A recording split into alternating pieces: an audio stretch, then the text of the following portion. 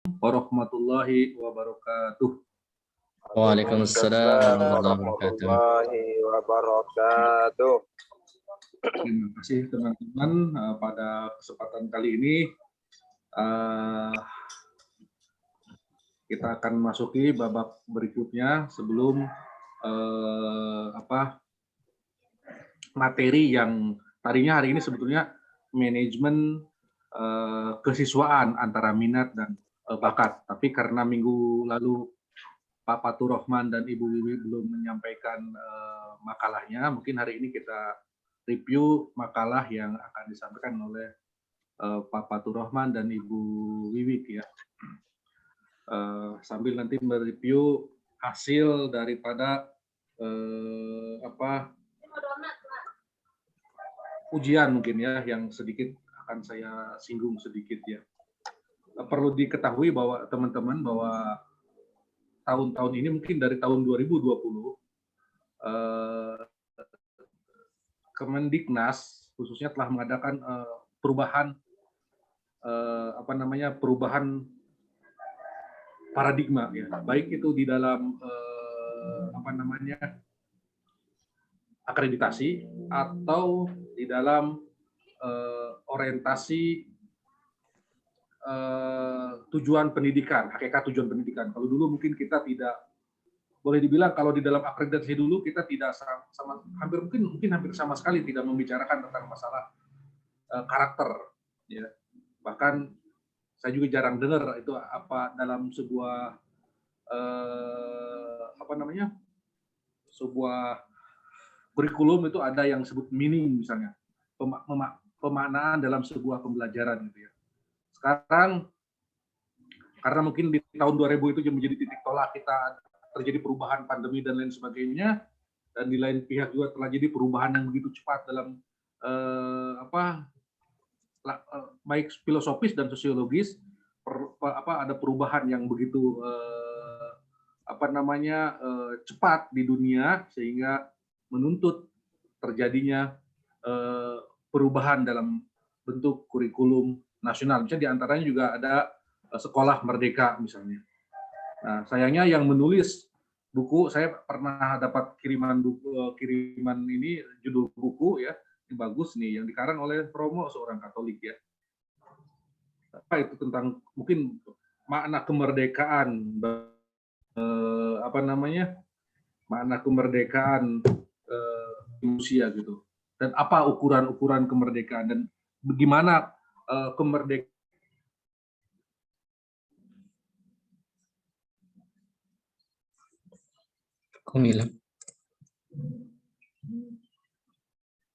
Suara Pak dosen hilang ya?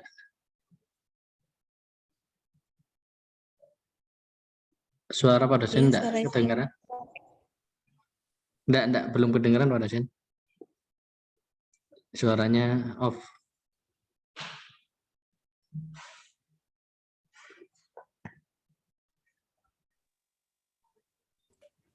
Suara menghilang. Sekarang suaranya ada nggak? Masuk, alhamdulillah. Oke, alhamdulillah ada ya. Nah, sekarang ini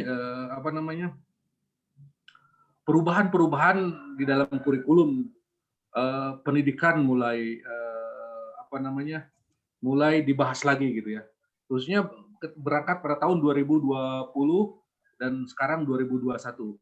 Kebetulan saya ini sekarang mungkin jadi tim asesornya sekolah dan madrasah se-Jawa Barat ya.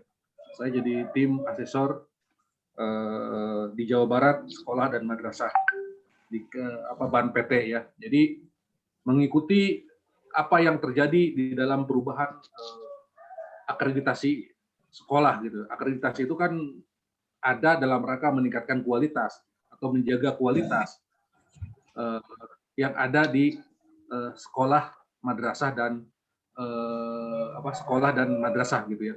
Mungkin para asatid ini sekolah tidak lepas dari ini. Pasti walaupun di pesantren pasti memiliki madrasah atau sekolah. Nggak tahu di sini mungkin ada yang di pesantren muadalah mungkin ya.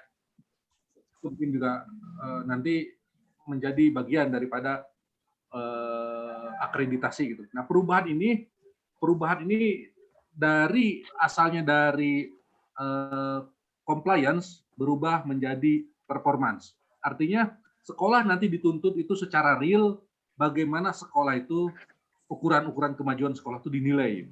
Jadi bukan pada batasan-batasan administratif saja gitu ya. Kalau dulu kan lebih kita cenderung pada batasan-batasan administratif, misalnya tentang lingkungan sekolah apa segala macam. Nah, sekarang enggak. Sekarang tuh ada mutu lulusan misalnya.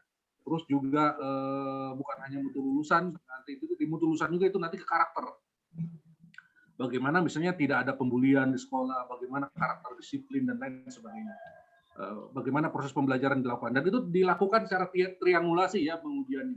Jadi tidak hanya kita menilai, kan ada asesmen diri ya, asesmen diri itu menilai, sekolah menilai dan kita nanti di administrasi kita nilai. Nah, nanti itu tidak. Sebetulnya ini juga tahun kemarin juga begitu ya. Dinilai, nanti itu yang dinilai itu ditriangulasi antara administrasi dan kenyataannya gimana. Karena basisnya udah performance ya. Performance itu berarti yang senyatanya gitu ada di lingkungan itu. Nah ini, dan itu tahapan pertama karakter yang dinilai itu dari SD, SMP, SMA itu karakter yang dinilai. Gitu. Dan nanti lingkungan sekolah, lingkungan karakter itu dinilai juga nanti di situ. Nah, ada saya beberapa sekolah khususnya ketika saya di Garut misalnya, ada sekolah yang sekolah alam khususnya, ini yang menekankan pada salah satu tidak ada pembulian di sekolah misalnya. Barusan saya pagi bercerita sama istri, kebetulan istri saya juga seorang guru ya, walaupun tidak mengajar sekarang tidak mengajar, tapi dia dulu seorang guru. Misalnya ketika dia di sekolah ini ada sekolah alam misalnya, di situ tuh anak-anak itu kompak, misalnya kalau orang yang nggak bisa bukan malah dibully sama temennya, tapi malah kompak didukung misalnya. Nah ini kan real ya, walaupun kita tahu paham bahwa anak-anak ketika tidak bisa jangan dibully atau jangan diejek dan lain sebagainya. Tapi ketika ini belum jadi budaya, itu dianggap belum berhasil sekolah. Nah, di sekolah yang sekarang modern, itu siswa punya empati dan mendukung siswa lain untuk juga memiliki kompetensi yang sama dengan dirinya, itu dikembangkan. Makanya di dalam akreditasi itu bagaimana pembulian itu tidak terjadi di sekolah. Nanti pembulian itu macam-macam ya, ini ada indikator-indikatornya. Gitu ya. Nah, saya pikir kita ini sekarang sebagai sekolah Islam, kebanyakan sekolah Islam itu harus sudah siap menyambut perubahan-perubahan yang cepat. Belum kita bicara teknologi ya, bicara karakter kita masih ketertinggalan. Nanti juga fokusnya juga mungkin kita akan beralih kepada penilaian yang dilakukan oleh PISA ya. PISA itu apa ya? Yang itu tuh dari OECD itu apa? Program apa itu? International Assessment gitu. Nah sekarang juga sistem ujian nggak ada namanya AKM. Mungkin Bapak Ibu sudah mendengarnya AKM. Nah ini kita harus siap dengan kondisi-kondisi yang seperti ini. Tapi untuk selanjutnya mungkin saya akan serahkan waktu dan kesempatan kepada Ibu Wiwik dan Pak Turahman untuk memberikan, mudah-mudahan ada yang baru atau mengikuti perkembangan yang baru tentang manajemen kurikulum ini. Mungkin waktu dan tempatnya saya serahkan kepada Ibu dan Bapak ya. Terima kasih mungkin dari saya, silakan nanti di akhir session saya akan memberikan closing lah begitu kurang lebih. Silakan. Ini jangan suara saya nggak kedengaran ya, kayaknya sambutannya kurang ini. Kedengaran Ustaz. Jelas. Kedengaran Ustaz Silakan jelas. Ibu Wiwik. Oke. Baik Pak Silakan Ibu Ustaz. Silakan Fadol. Assalamualaikum warahmatullahi wabarakatuh. Waalaikumsalam warahmatullahi wabarakatuh. Waalaikumsalam warahmatullahi wabarakatuh.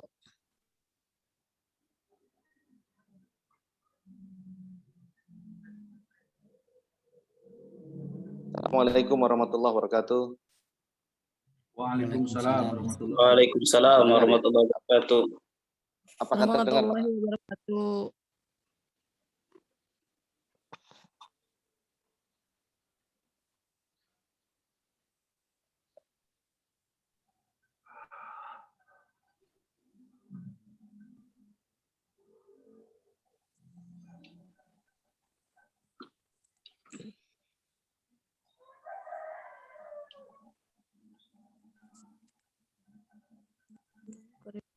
Baik, Innal hamdalillah nahmaduhu wa nasta'inuhu wa nastaghfiruh wa na'udzu billahi min syururi anfusina wa sayyiati a'malina.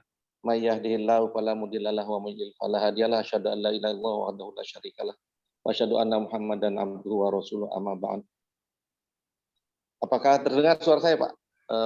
Pak Ustadz sekalian. Suara Dengar, dengar. Ustaz. Rahman. Jelas, Baik. Ustaz. Jelas. Ya. Eh, Jelas.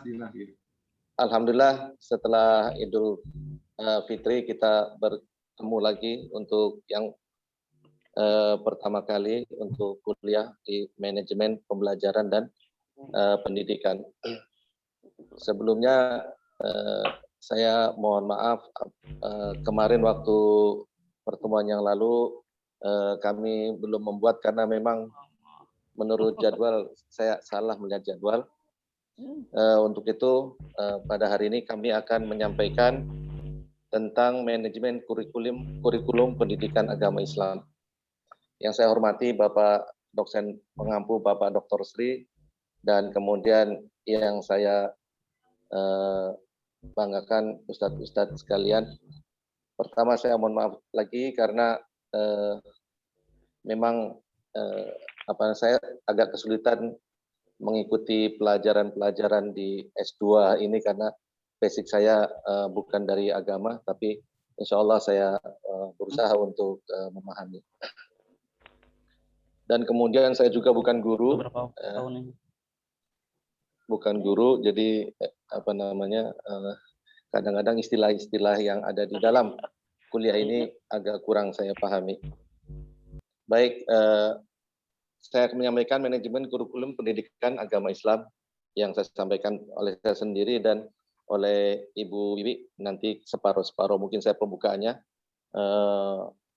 di mana pendidikan merupakan sektor yang sangat menentukan kualitas suatu bangsa, maka kegagalan pendidikan berimplikasi pada gagalnya suatu bangsa. Keberhasilan pendidikan juga secara otomatis membawa keberhasilan sebuah bangsa. Di dalam pendidikan, kurikulum itu adalah merupakan jantungnya, maka Slide-nya belum kurikulum ini terbuka ya? harus dimanajemen dengan benar. Dan Ini tanpa slide, Anda hanya share screen aja. sudah, Dia Ustaz. udah kelihatan. Oh, udah. Hanya share screen aja, tanpa slide PPT. Bisa Anda terlihat Kak, Ustadz Fatur Rahman, silakan. Ya, enggak ini nanti ada berikutnya Ustadz, karena ini tadi kami sedang menyusun, sebetulnya sebentar lagi selesai gitu, tapi belum kami buat, jadi kami depannya saja dulu gitu Ustadz. Jadi begitu, kurikulum adalah jantung dari pendidikan dan sangat penting perannya di dalam keberhasilan pendidikan. Karena di dalam kurikulum itulah dijabarkan semua yang hendak kita capai. Maka kalau kita melakukan pendidikan tanpa kurikulum, maka kita tidak akan punya arah kemana pendidikan kita. Oleh karena itu, kurikulum harus dikelola atau di-manage dengan baik, sehingga kita bisa mencapai tujuan yang kita harapkan. Di dalam manajemen kurikulum pendidikan agama Islam ini, ya, kita juga sudah memahami apa itu tahapan manajemen, yaitu 4 tahap manajemen, yaitu perencanaan, pengorganisasian, pengelolaan, dan evaluasi. Itu sudah sama-sama kita pahami, dan ahli-ahli yang menyebutkan juga sudah banyak, diantaranya Stoner, Terry, dan juga Burhanuddin, Gibson, yang pada intinya adalah bahwa manajemen itu suatu proses perencanaan, pengorganisasian, dan pengontrolan sumber daya dalam mencapai sasaran secara efektif dan efisien. Adapun selanjutnya nanti tentang kurikulum dan bagaimana kurikulum pendidikan Islam akan disampaikan oleh Ibu Wiwi Sulistiani. Kepada Ibu Wiwi Sulistiani, saya persilahkan.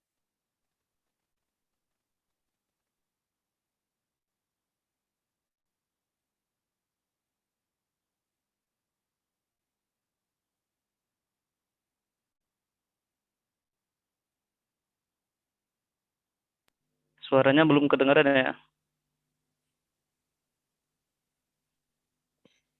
Belum bersuara sepertinya. Yang Bu Wiwi belum. Masih persiapan tuh pasang headset.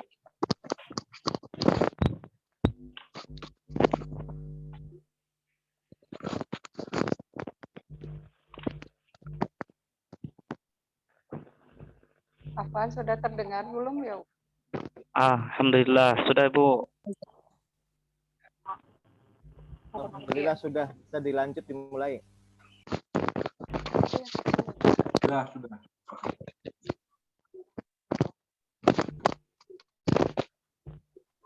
Kurikulum pada awalnya digunakan pada istilah di bidang olahraga. Ya, jadi dulunya di bidang olahraga itu ada istilah kurir dan kurere, itu dipakai oleh seorang pelari. Jadi dia menempuh jarak, seorang pelari ini akan menempuh jarak dari start sampai finish.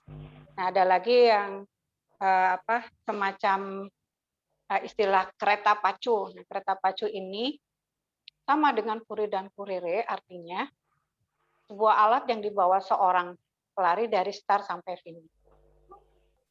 Setelah itu istilah di bidang olahraga ini digunakan di dunia pendidikan. Digunakan di dunia pendidikan ini sebagai sejumlah mata pelajaran yang harus ditempuh mencapai tingkat tertentu, ya, yang disajikan oleh lembaga pendidikan. Di istilah bahasa Arab, kurikulum disebut dengan istilah manhaj atau minhaj, yang berarti sejumlah rencana dan wasilah yang telah ditetapkan oleh sebuah lembaga pendidikan dalam rangka mewujudkan tujuan pendidikannya. Jadi kurikulum pendidikan itu sebetulnya senantiasa mengalami perkembangan dan perubahan seiring dengan perkembangan dan perubahan yang terjadi di masyarakat. Akan tetapi tidak diartikan secara total. Perubahan itu tidak total akan berubah sebuah kurikulum, tidak seperti itu, melainkan merupakan sebuah revisi.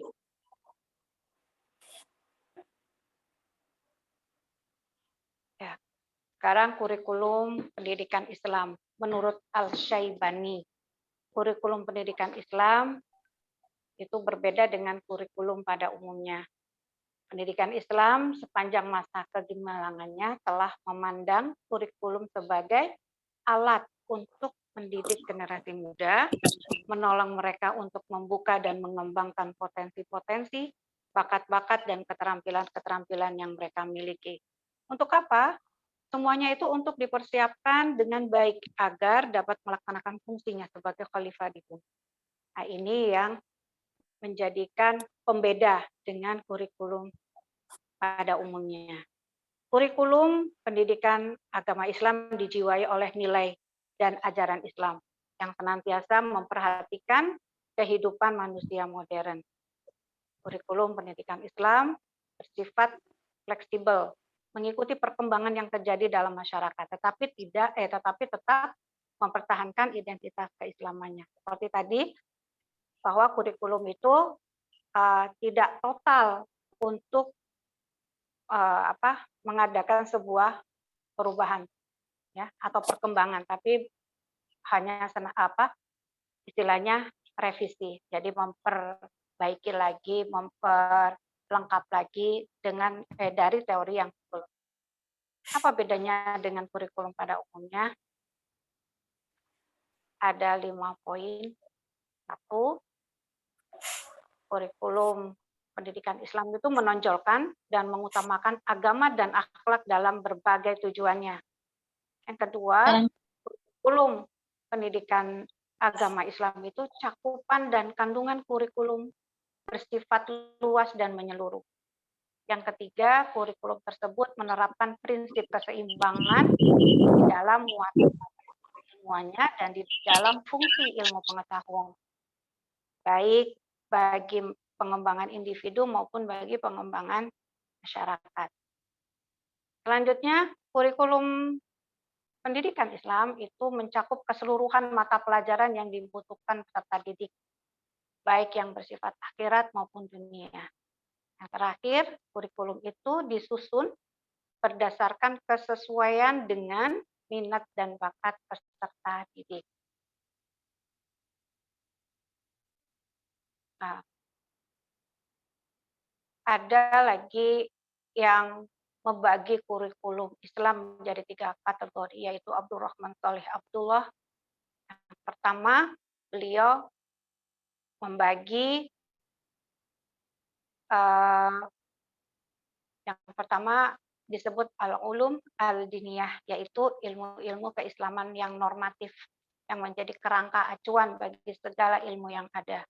Yang kedua, al-ulum al-insaniyah, yaitu ilmu-ilmu sosial dan humaniora yang berkaitan dengan manusia seperti sosiologi, antropologi, psikologi, dan lain-lain. Yang ketiga, al-ulum al-kauniyah, yaitu ilmu-ilmu kealaman yang mengandung asas kepastian seperti, nah itu salah ketik ya, fisika, kimia, biologi, matematika, dan lain-lain. Intinya, kurikulum pendidikan Islam sangat mengutamakan pendidikan agama, akhlak, dan kerohanian. Setelah itu, barulah pelajaran-pelajaran mengenai budaya dan masyarakat. Sekarang kita masuk ke manajemen kurikulum pendidikan agama Islam.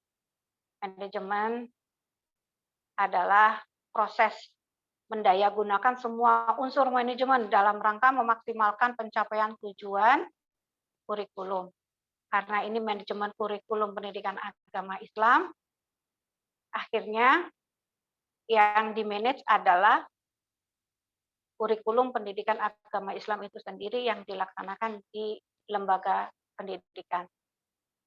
Nah, manajemen kurikulum ini merupakan hal yang substansi, ya, di mana dia adalah manajemen yang utama di sebuah lembaga pendidikan. Jadi kalau di dalam sebuah lembaga, hal yang substansial itu adalah manajemen, karena manajemen utama di sebuah lembaga pendidikan itu yang manajemen kurikulum. Ada 2 hal yang perlu diperhatikan untuk memanage sebuah kurikulum. 1, proses pembelajaran supaya dapat berjalan dengan baik, ya, untuk mencapai tujuannya tercapai atau tidak itu bertolak ukur dari manajemen kurikulum itu sendiri. Termanage tidak itu kurikulumnya. Kalau kurikulum termanage dengan baik, insya Allah proses pembelajaran itu berjalan dengan baik pula. Kemudian, kurikulum yang termanage dengan baik itu akan mendorong guru, mendorong seorang pendidik untuk menyusun dan terus-menerus menyempurnakan strategi pembelajarannya. Nah, jadi dengan termanage-nya kurikulum yang baik, guru itu akan terdorong, ya, termotivasi, ya, termotivasi untuk menyempurnakan strategi pembelajarannya. Nah, tahapan di manajemen kurikulum itu ada 4 tahapan. Manajemen kurikulum, kita akan membicarakan manajemen kurikulum pendidikan agama Islam. Ya. Jadi yang pertama perencanaan kurikulum, tetapi kurikulumnya kita fokuskan ke pendidikan agama Islam. Yang kedua pengorganisasian dan pengembangan atau mengembangkan kurikulum. Itu adalah manajemen yang kedua. Terus yang ketiga kita itu harus melakukan sebuah pelaksanaan. Nah, ini masuk ke teknisi yang di lapangan. Saya itu yang di lapangan itu adalah prioritas yang ketiga. Yang keempat adalah sebuah evaluasi kurikulum itu sendiri. Baik, kita jabarkan di tiap-tiap tahapan. Yang pertama adalah tahapan perencanaan. Di tahapan perencanaan sendiri itu ada 4. Yang pertama, kita harus membuat sebuah analisis kebutuhan. Jadi kebutuhan di dalam kurikulum itu kita harus analisis, harus kita analisa apa saja kebutuhan yang ada di dalam kurikulum yang akan kita buat. Yang kedua, kita harus merumuskan dan harus menjawab pertanyaan filosofi. Filosofi yang di Indonesia itu tidak bisa terlepas dari bagaimana kita membuat sebuah kurikulum. Ya. Nah, untuk yang ketiga di tahapan perencanaan, kita harus menentukan desain kurikulum. Desain apa yang kita inginkan untuk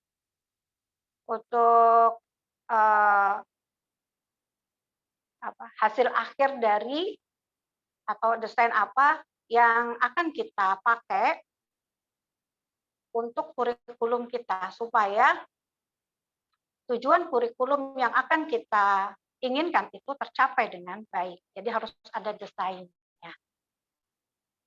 Terserah desainnya mau buat sendiri atau untuk kopas dari yang lain terus kemudian kita kembangkan, itu terserah kita. Ya. Jadi itu pun tidak terlepas dari lembaga pendidikan itu sendiri. Yang keempat, kita harus membuat rencana induk seperti pengembangan,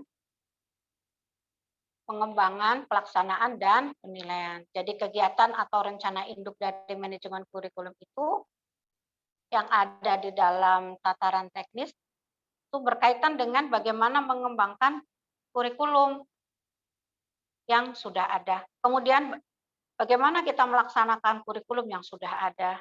Dan yang terakhir, penilaian kurikulum yang sudah ada pula. Kemudian kita masuk ke tahapan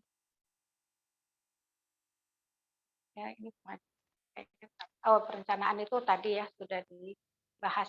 Nah, sekarang kita ke pengembangan kurikulum pendidikan agama Islam. Ya. Kurikulum untuk pengembangan kurikulum itu ada 7 hal yang perlu diperhatikan. 1, perumusan rasional atau dasar pemikiran. Jadi ketika kita mengembangkan kurikulum harus ada dasar pemikiran yang rasional, yang bisa diterima oleh masyarakat dan bisa diterima secara logis. Ini menjadi acuan pertama dalam hal pengembangan. Yang kedua, kita harus memperhatikan juga rumusan visi, misi, dan tujuan. Kalau misalnya kita berada dalam suatu lembaga, misal di sebuah sekolah, maka kita mengembangkan kurikulum yang sudah ada, yang acuannya diberikan oleh pemerintah pusat, ya kita harus menyesuaikan visi, misi, dan tujuan dari lembaga pendidikan itu. Kalau kita lihat visi misinya, kita lihat tujuannya, nanti kurikulum yang ada dari pemerintah kita sesuaikan dan kita kembangkan. Jadi kalau kita di lembaga sekolah yang merujuknya di pemerintahan, ya kita harus menyesuaikan dengan visi misi tujuan pemerintah itu sendiri. Selanjutnya pemilihan dan pengorganisasian materi.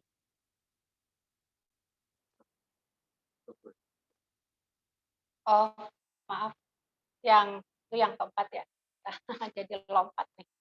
Yang ketiga, penentuan struktur dan isi program. Penentuan struktur dan isi program tahapan ini kita harus membuat struktur kurikulum. Misalnya, struktur mata pelajaran apa? Yang seperti apa? Apa yang akan kita tambahkan dari mata pelajaran itu? Terus, apa yang akan menjadi muatan kebaruan? Jadi, hal yang baru untuk program mata pelajaran yang sudah kita incar itu harus kita tentukan. Kemudian, apa yang menjadi ciri khas dari sekolah yang kita ajar? apa yang kita pegang. Ini ditentukan dari struktur dan isi program itu sendiri. Selanjutnya, pemilihan dan pengorganisasian materi. Nah, pemilihan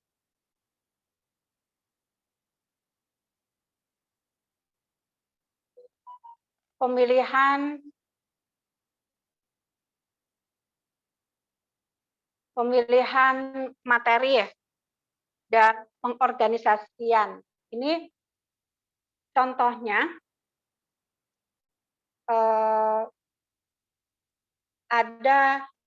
ada sesuatu yang bisa menjadikan beda dengan kurikulum yang lain, pembeda dari sekolah-sekolah yang lain. Contohnya mungkin ada camp-camp yang bisa kita lakukan, Tafsir camp, English camp, Arabic camp. Nah, itu bisa menjadikan pilihan ya, supaya beda dengan sekolah yang lain. Nah, untuk yang nomor 5, mengorganisasikan kegiatan pembelajaran, salah satunya seperti tadi, adanya materi, adanya sesuatu yang bisa kita kembangkan dan kita laksanakan di luar sekolah. Pemilihan sumber alat dan sarana belajar ini harus dikembangkan juga dalam kurikulum. Kemudian yang terakhir, penentuan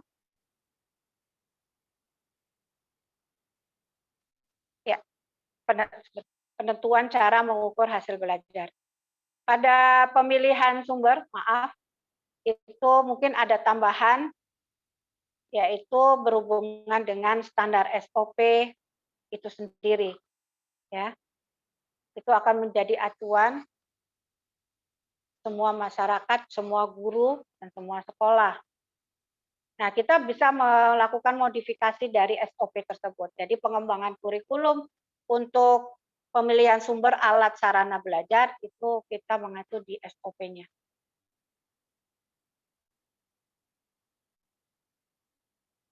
Ya. Sekarang kita masuk ke pelaksanaan kurikulum. Pelaksanaan sebuah kurikulum itu kita mulai dengan penyusunan rencana pembelajaran. Ya, seperti menyusun RPP, kemudian kita penjabaran materi. Jadi materi yang sudah dipilih itu kita jabarkan lagi. Yang ketiga itu penentuan strategi dan metode pembelajaran. Penentuan strategi dan metode pembelajaran ini juga sebagai penentuan bagaimana langkah-langkah yang akan kita lakukan di dalam pembelajaran. Dalam upaya untuk mencapai tujuan yang hendak kita capai dan yang sudah disusun. Kemudian penyediaan sumber, alat, dan sarana pembelajaran. Penentuan cara dan alat, penentuan proses, dan hasil belajar, dan yang terakhir adalah setting lingkungan pembelajaran. Jadi tahapan pelaksanaan ini sudah sangat teknis yang berkaitan dengan pembelajaran yang akan dilaksanakan oleh guru, yang akan diterima oleh siswa. Tahap terakhir dari manajemen kurikulum adalah sebuah evaluasi. Pada tahap ini guru akan melakukan evaluasi sejauh mana kekuatan, kelemahan dari kurikulum yang dikembangkan. Jadi kalau tadinya misal sudah merencanakan pengembangan kurikulum itu dalam struktur ke mata pelajaran, kemudian ada mata pelajaran tambahan, ada program-program unggulan, Nah, pada tahap inilah dilakukan sebuah evaluasi. Apakah program-program tersebut berhasil mencapai tujuan yang telah disusun? Atau ternyata program-program tersebut masih perlu dievaluasi dan masih perlu diperbaiki. Nah, bentuk evaluasinya bisa dalam bentuk formatif maupun sumatif. Formatif misalnya pelaksanaannya dievaluasi setiap hari, setiap pekan. Jadi tidak dievaluasi 6 bulan sekali atau sampai 1 tahun sekali gitu ya. Karena untuk pengevaluasi ini setelah adanya evaluasi langsung diperbaiki ketika ada kekurangan. Ya. Jadi evaluasi itu bisa akhir semester. Ya, Afwan. Untuk yang evaluasi akhir semester itu adalah bentuk sumatifnya, bukan bentuk formatif.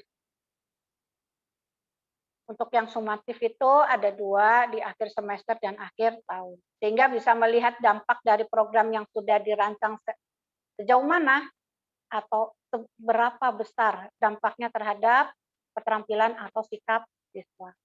Dalam hal tahap evaluasi ini perlu memperhatikan konteks input, proses dan produk. Ya, yang akan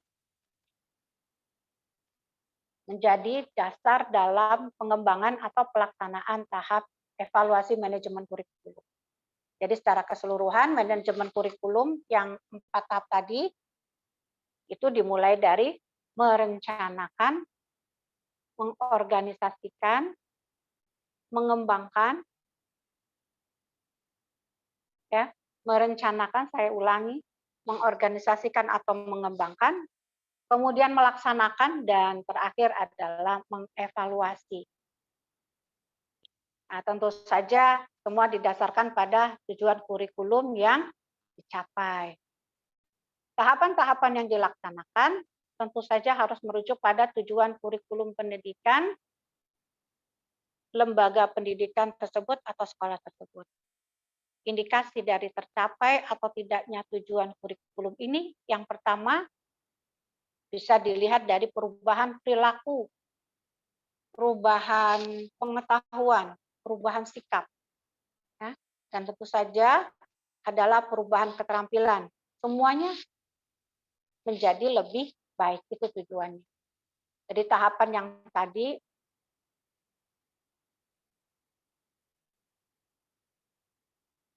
tahapan kurikulum yang tadi yang mengarah pada tujuan itu adalah tanggung jawab semua pihak.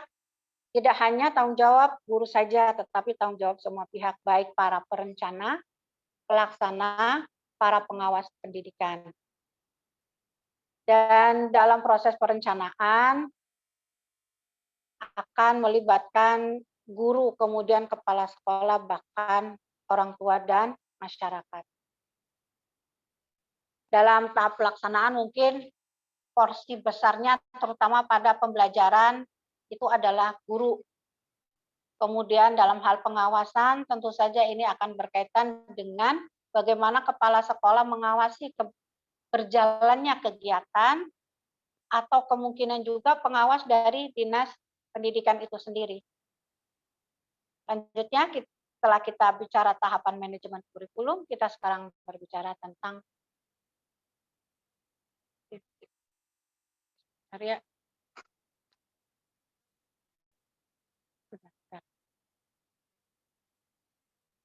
lompat kayaknya ruang lingkup ya.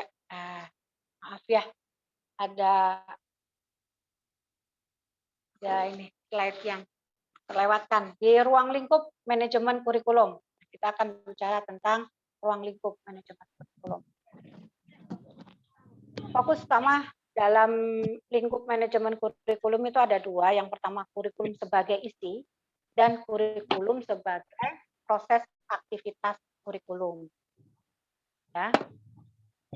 Kurikulum sebagai isi ini kaitannya dengan materi atau bahan yang akan diberikan kepada siswa itu. Nah, ini yang akan dimanage. Tentu saja nanti akan ada kaitannya bagaimana bentuk pembelajaran. Kemudian kurikulum sebagai proses aktivitas Mati, kurikulum ini suaranya mungkin mati nih. ya. Afwan ada masalah, Pak? Ini aja yang ada. Silakan, silakan. Di pinggiran kamu. Iya. Enggak, jangan di tengah mantul. Ya, silakan lanjut, Bu Wewi. Iya, sudah terdengar, Pak? Kedengaran jelas.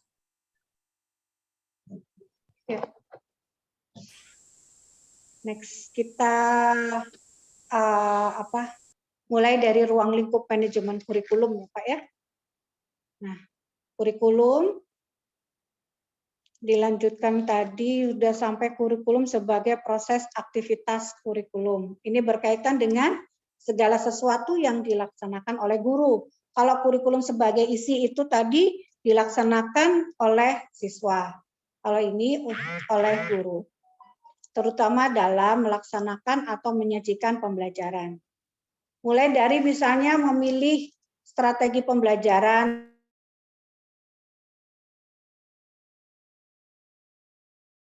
sampai pada memilih penilaian yang digunakan. Kemudian kedua hal ini merupakan sebuah bagian yang integral, ya, yang harus dikelola oleh para manajer di setiap lembaga pendidikan. Ini harus dikelola baik, harus dikelola dengan baik oleh guru sebagai manajer kelas, atau misalnya oleh manajemen wakil sekolah bidang kurikulum, wakil sekolah secara langsung. Jadi ini merupakan bagian integral yang harus dikelola. Tentu saja sesuai dengan tahapan yang tadi sudah dibahas, ruang lingkup manajemen kurikulum pun tidak akan pernah lepas dari proses perencanaan, proses pengorganisasian, proses pelaksanaan, dan proses evaluasi. Jadi ruang lingkupnya ada dua, siswa dan guru. Selanjutnya, kita naik ke atas nih.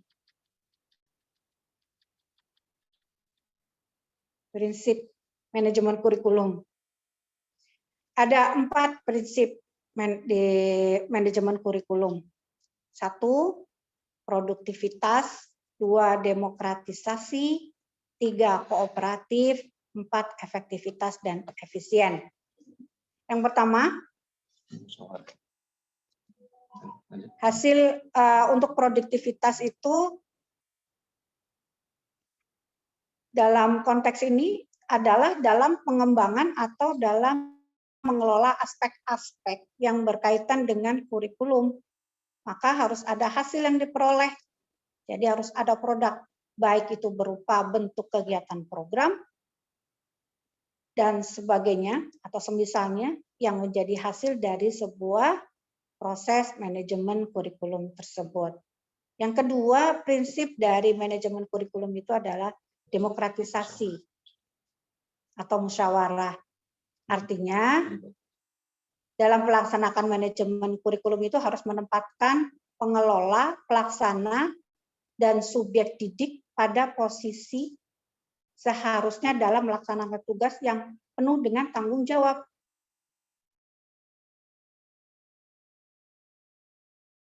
Sebagai guru mata pelajaran, tempatkan wakil kepala sekolah sebagai wakil kepala sekolah.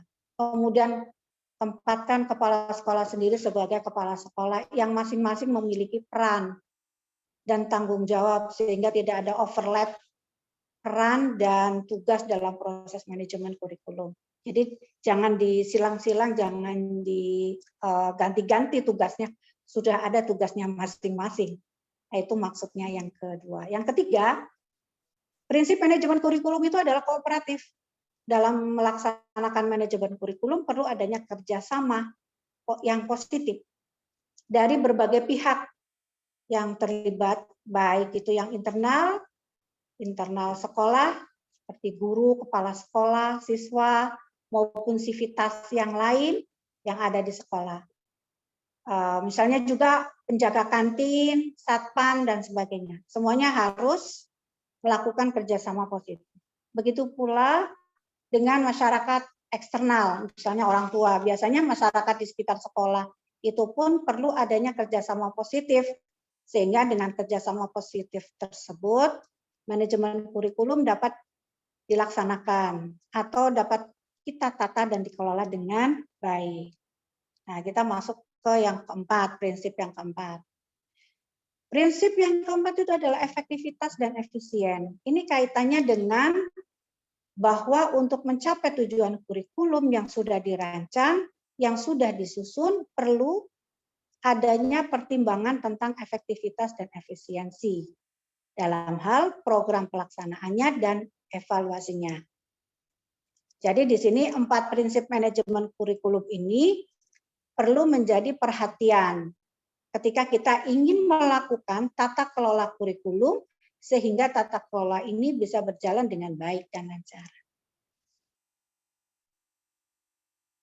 Selanjutnya kita masuk ke karakteristik manajemen kurikulum.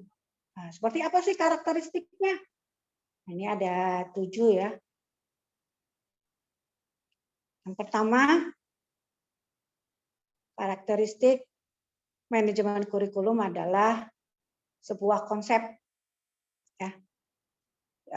Konsep dalam perencanaan kurikulum itu kita harus memiliki konsep yang jelas. Jangan sampai kita merencanakan kurikulum tapi kita tidak memiliki konsep yang jelas. Apa yang akan kita rancang? Jadi itu harus jelas. Pertama, ketika kita merancang, kita harus sudah punya gambaran konsep. Ya. Jadi konsepnya harus jelas. Yang kedua adalah kerangka kerja. Kerangka kerja itu harus komprehensif. Artinya bahwa kerangka kerja yang kita buat dalam perencanaan kurikulum ini harus menyeluruh. Harus bisa mengayomi berbagai aspek, tidak hanya fokus pada satu aspek saja. Yang ketiga, karakteristik yang ketiga adalah reaktif dan antisipasi.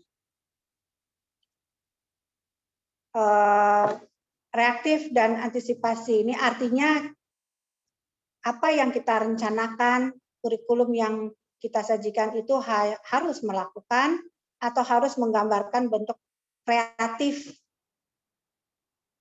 dan apa yang sedang ya, dari apa yang sedang terjadi. Konteks ini kita merencanakan pembelajaran. Misalnya kita harus dikaitkan dengan isu-isu yang sedang berkembang. Nah, ini sebagai bentuk reaktif kita terhadap tantangan yang sedang berlaku di masyarakat. Kita harus melakukan perencanaan dengan memiliki sifat antisipasi. Artinya apa? Yang nanti kita berikan, yang kita sajikan kepada peserta didik kita itu harus memiliki sifat akan membuat atau menjadi benteng bagi mereka kita ketika menghadapi era yang lebih luas. Selanjutnya,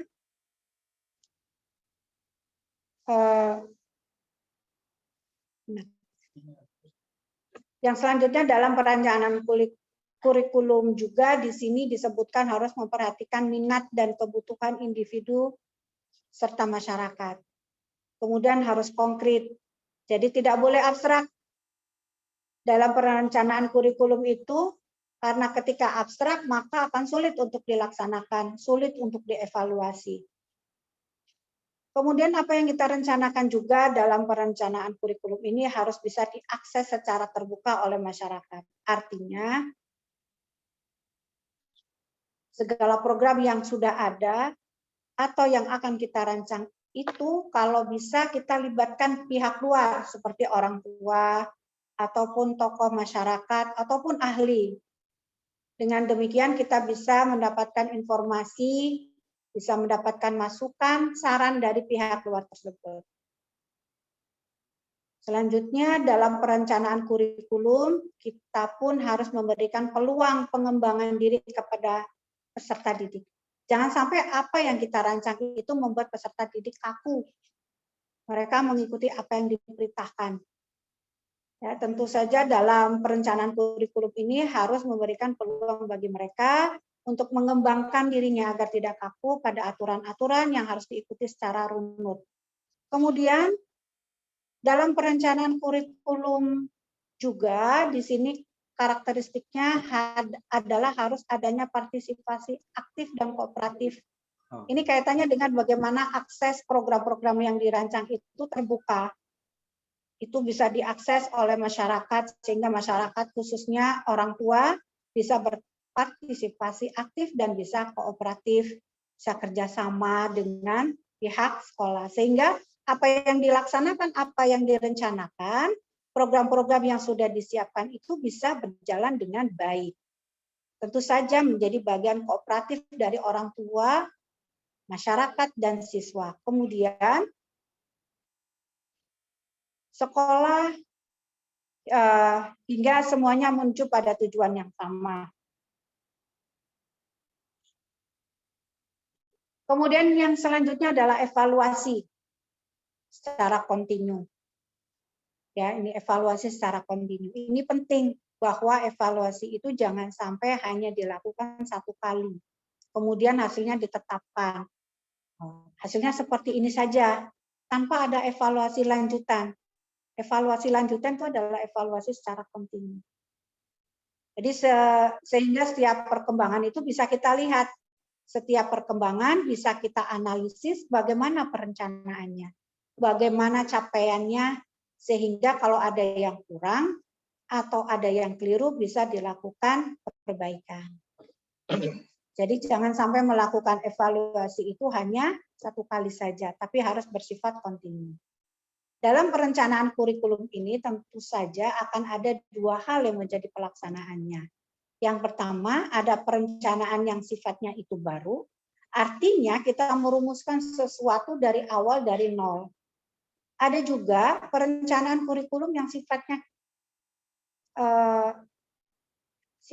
pengembangan, sebuah pengembangan dari yang sudah ada kemudian dikembangkan. Seperti halnya kita hanya merencanakan sebuah program-program yang memang benar-benar dari nol. Program tersebut kita rencanakan, kita rancang, kita buat, kemudian kita laksanakan dari nol. Itu betul-betul dari nol. Nah, ada juga yang memang program-program yang berjalan, yang sudah berjalan, tentu saja perlu adanya evaluasi. Hasil dari evaluasi itu diperbaiki, kemudian dikembangkan, kemudian diberikan inovasi-inovasi sehingga program-program tersebut lebih berkembang, jadi lebih baik lagi.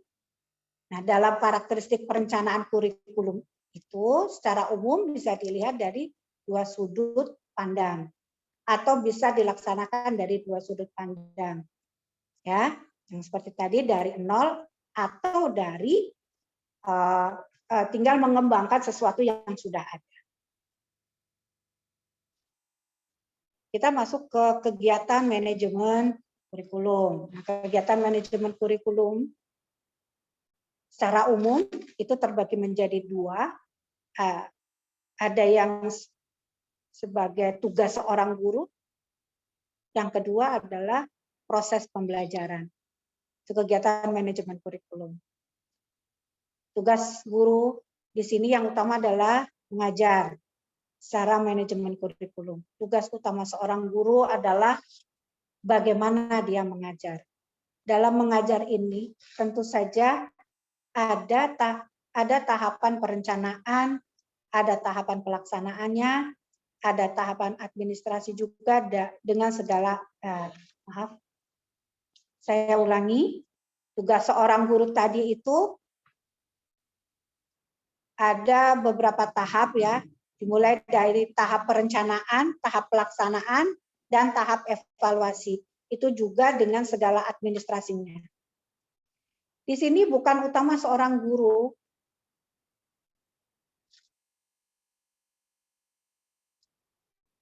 Di sini bukan utama seorang guru itu adalah mengajar.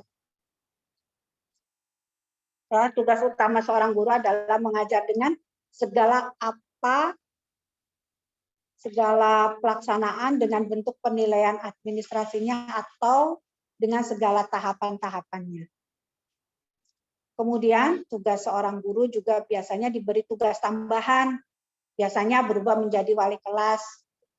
Jadi dia misalkan ngajar matematika, dia juga sebagai wali kelas 7. Kemudian dalam kegiatan yang lain sebagai wakasek, sebagai pembina ekskul, sebagai wali kelas ya, termasuk sebagai staf wakasek, ini pun perlu adanya manajemen. Mulai perencanaan pengorganisasian atau pengembangan pelaksanaan dan evaluasi. Selanjutnya kegiatan manajemen kurikulum yang lain adalah proses pembelajaran. Dalam proses pembelajaran ini ada beberapa kegiatan yang pastinya akan dilaksanakan, yaitu penyusunan jadwal pembelajaran, penyusunan program pembelajaran, pengisian daftar kemajuan kelas, kegiatan mengelola kelas, penyelenggaraan evaluasi hasil belajar, laporan hasil belajar, kegiatan bimbingan, dan penyuluhan. Jadi proses pembelajaran ini dikelola mulai dari bagaimana menyusun jadwal, menyusun program pembelajaran, menyusun daftar kemajuan siswa, melakukan kegiatan pengelolaan kelas, kemudian melakukan evaluasi hasil belajar, kemudian membuat laporan hasil pembelajaran. Tentu saja melakukan kegiatan bimbingan dan penyuluhan, baik itu kepada siswa yang membutuhkan bimbingan, siswa yang bermasalah, ataupun memberikan bimbingan dan penyuluhan secara keseluruhan kepada seluruh siswa di sekolah tersebut.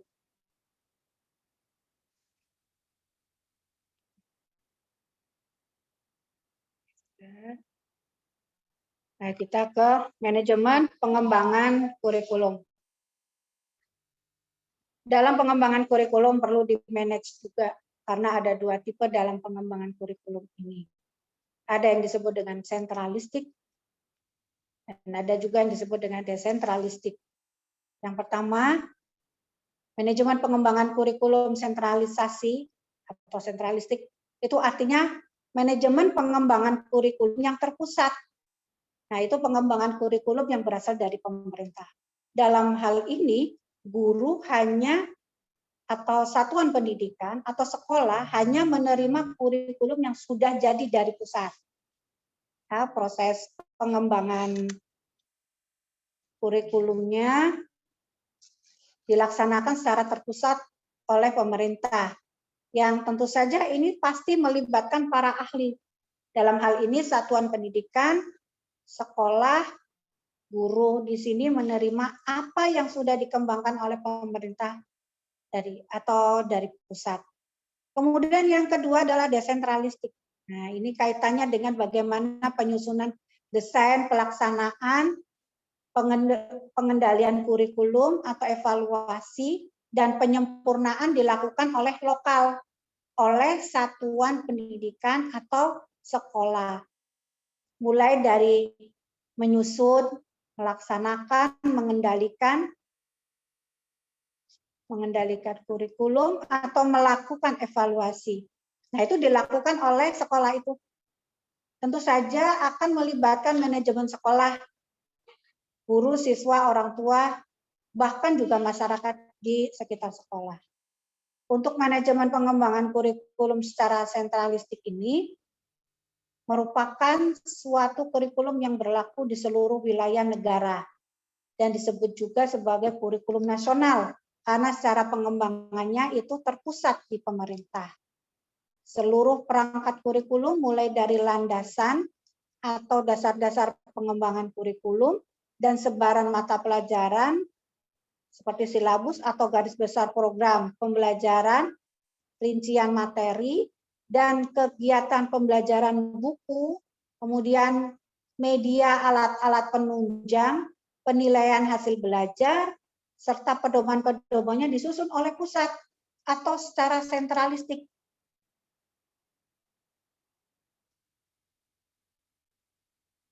Nah, untuk model yang kedua,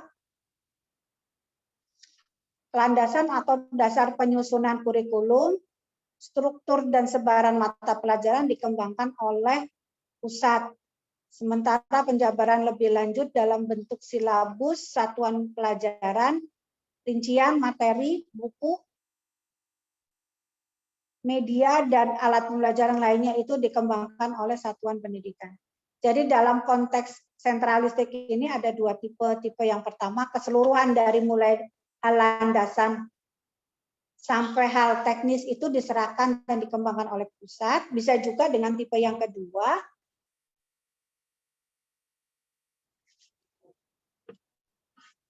nah, kita lanjut aja ke desentralistik ya. Karena tadi sama aja dua tipe tapi satu kata. Nah, sekarang ke desentralistik. Dalam menyusun desain untuk desentralistik ini, desain kurikulumnya dilakukan oleh guru-guru, melibatkan ahli komite sekolah atau madrasah dan pihak-pihak lain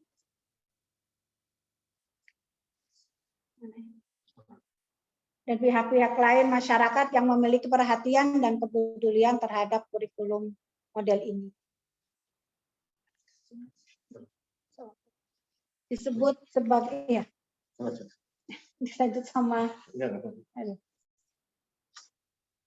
Disebut sebagai school based curriculum development ya. Di sini ada beberapa ketentuan bahwa SBCD ini yang pertama disusun sesuai kebutuhan tuntutan dan perkembangan setempat atau sekolah. Jadi kurikulum yang disusun di sekolah tersebut disesuaikan dengan kebutuhan sekolah tersebut. Ya. Jadi kemungkinan antara sekolah daerah satu dengan daerah yang lain ini bisa berbeda karena penyusunannya didasarkan pada kebutuhan setempat, bukan lagi kebutuhan yang sifatnya nasional. Yang kedua, desain kurikulum disesuaikan dengan satuan pendidikan. Yang ketiga, desain kurikulum ini lebih mudah dipahami dan dikuasai dan dilaksanakan oleh guru. Secara desain kurikulum akan lebih mudah dipahami dan dikuasai serta dilaksanakan oleh guru karena guru itu sendiri terlibat aktif dalam penyusunannya, dalam penyusunan kurikulum itu dan dalam mengembangkan kurikulum itu sendiri. Guru bisa memahami bagaimana desain kurikulum tersebut mulai dari lahir, kemudian dikembangkan kurikulumnya itu seperti apa, itu guru tahu dari awal, asal mulanya seperti apa. Jadi sehingga guru itu lebih mudah untuk memahami, lebih mudah untuk menguasai, dan lebih mudah untuk melaksanakan. Karena sudah dirancang oleh guru itu sendiri.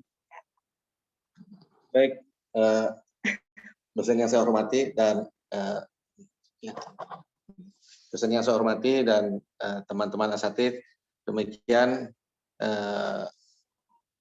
yang dapat kami sampaikan dari literatur yang kita peroleh, dan apabila ada kekurangan atau dalam penyampaian kami mohon maaf, dan apabila ada pertanyaan-pertanyaan atau tambahan-tambahan, terutama teman-teman kami sangat berharap untuk diberikan kritik dan saran.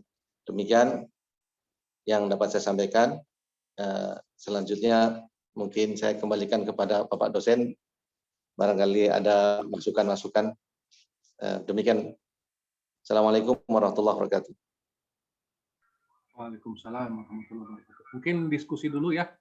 Lanjut, mungkin saya di sana, nanti saya kalau tidak ada yang ini. Silakan. Ya, izin bertanya Pak dosen. Silakan. Mohon maaf Pak Ustadz Fathur Rahman dan Ustadzah Wiwi, ini pertanyaan karena memang didasari dari kekurang tahuan ya. Nah, antum Ustadzah Wiwi dan Ustadz Fathur kan sudah menelaah 1 bulan kalau tidak salah ini ya. Jadi mendalami kayaknya sudah ini. Jadi pertanyaannya sederhana aja. dari sekian banyaknya panjang lebar luas gitu ya pembahasan tentang kurikulum ini, mungkin kita pengen tahu atau Ana ingin mengetahui ciri-ciri ya, ciri-ciri atau tolok ukur sebuah kurikulum itu dikatakan baik itu yang seperti apa ya. Lalu kemudian apakah kalau misalnya kurikulum itu sudah dikatakan baik, apakah tepat atau cocok digunakan kepada seluruh siswa yang heterogen? Gitu. Nah, kalau kita lihat kan tiap tahun atau tiap kali ada kurikulum baru itu selalu ada kontra, selalu ada pro, ada kontra dan sebagainya. Ya, jadi mungkin diawali dari apa ciri-ciri kurikulum yang baik. Nah, kemudian ketika sebuah kurikulum itu dikatakan baik, apakah lantas kemudian itu menjadi tepat atau cocok digunakan untuk pada seluruh siswa yang notabene juga heterogen ya latar belakangnya gitu. Ya, begitu Ustadzah Fathur dan Ustadz Fathur dan Ustadzah Wiwi ya. Mohon pencerahannya ya. Ini benar-benar bertanya, maksudnya masih ngeblank gitu ya. Karena tadi panjang banget ya Allah, Masya Allah ini antum usahanya luar biasa ini. Gitu. Itu Ustadz Fathur sama Ustadzah Wiwi. Yang pertama, yang bertanya lebih tahu daripada yang ditanya, karena tapi kami berusaha untuk menjawab, bukan menjawab sih ya, apa sharing, sekalian latihan, dan Ibu Wiwi ingin latihan untuk menjawab Ustadz.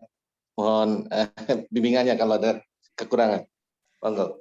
Masya Allah, Masya Allah. Baik, Pak Ustadz, kalau dicari yang disebut kurikulum yang bagus, yang baik itu seperti apa ya, itu tidak ada patokan ya. Artinya begini, karena di dalam seperti manajemen pengembangan kurikulum itu aja, kan ada dua ya, ada yang sentral, ada yang desentral gitu. Jadi yang sentral itu udah terpusat dari pemerintah. Kalau kita punya sekolah mau buat kurikulum, itu tadi kan ada tahapannya. Nah, kita ikutin aja tahapan, karena tahapan manajemen yang kita sampaikan tadi itu manajemen secara umum, sedangkan yang kita bahas manajemen kurikulum. Jadi kita mengacunya di kurikulum aja, tetapi secara umum memanage manajemen itu ya seperti tadi, ya. Jadi kalau ciri-ciri yang bagus bagaimana? Nah, coba kita balikkan kepada diri kita sendiri. Kita seandainya punya sekolahan di mana sekolahan itu terpusatnya kepada pemerintah. Tentunya kan kita yakin apa yang dibuat oleh pemerintah itu pasti baik. Ya kan? Nah, kalau menurut kita kurang baik, ya kita tinggal kalau mengikuti manajemen ini, memanage kurikulum ini, berarti kita harus memulai dari tahapan awal gitu. Mana sih menurut kita yang aku nggak cocok nih dengan kurikulum pemerintah? Kan tidak semuanya, pastinya tidak semuanya. Ya, jadi kita itu aja dulu. Kita analisis kebutuhan kita sendiri. Itu di tahap perencanaan, Ustaz, itu ada analisis kebutuhan. Nah, kita tulis tuh kebutuhannya itu apa itu. Kita analisa dulu kebutuhan buat kita itu apa. Saya mau kurikulum saya seperti ini. Ya sudah, analisa dulu. Kita buat di tahap perencanaan. Rumuskan.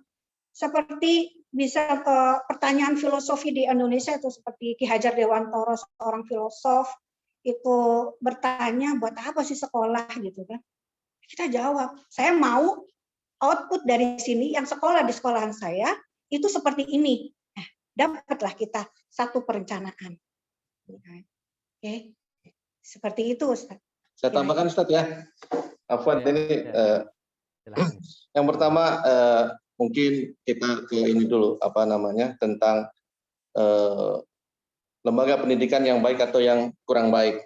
Lembaga pendidikan yang kurang baik itu adalah lembaga pendidikan yang tidak punya kurikulum. Jadi yang asal saja kurikulumnya tidak punya arah mau kemana. Lembaga yang baik adalah yang punya kurikulum. Minimal ada kurikulum arahnya mau kemana, yang apa namanya bisa yang rasional, bisa dimengerti orang lain, sehingga ketika orang itu menyekolahkan anaknya ke situ, dia sudah tahu, oh arahnya ke sini. Jadi kalau ciri-ciri kurikulum yang baik itu tergantung waktu dan tempatnya, Ustaz. Jadi menurut Ana gitu. Jadi sebagaimana di dalam manajemen kurikulum yang pertama, yaitu dalam perencanaan, kita itu menganalisis kebutuhan kita di dalam kurikulum ini apa. Jadi bisa jadi kurikulum antara yang satu dengan yang lain berbeda-beda, tapi keduanya baik sesuai dengan waktu dan tempatnya, ya sesuai dengan kebutuhan yang ada pada lembaga tersebut dan siswa tersebut serta orang tua tersebut. Jadi yang baik ya yang sesuai dengan kebutuhan. Maka kurikulum itu tidak boleh statis, kurikulum itu harus senantiasa berubah, senantiasa ditingkatkan dan diperbaiki dari yang sebelumnya sehingga menjadi lebih baik. Mungkin itu dulu Ustaz, mungkin dari yang lain Ustaz.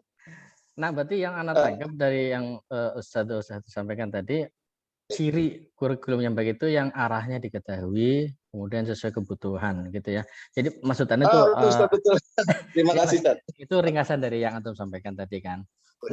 Nah, maksud Anda kan mau bertanya ciri umumnya itu apa? Apakah sesuai tujuan sekolah? Apakah ini itu yang itu sudah untuk sudah telah 1 bulan ini? Misalnya kan sudah ada kesimpulannya gitu daripada kita yang baru dengar Antum itu. Gitu. Jadi maksudnya pertanyaan itu apa? Ada ciri-ciri khusus harus memenuhi syarat-syarat ini maka dikatakan baik gitu. Nah, seperti itu maksud pertanyaan pengen tahu, betul-betul pengen tahu gitu.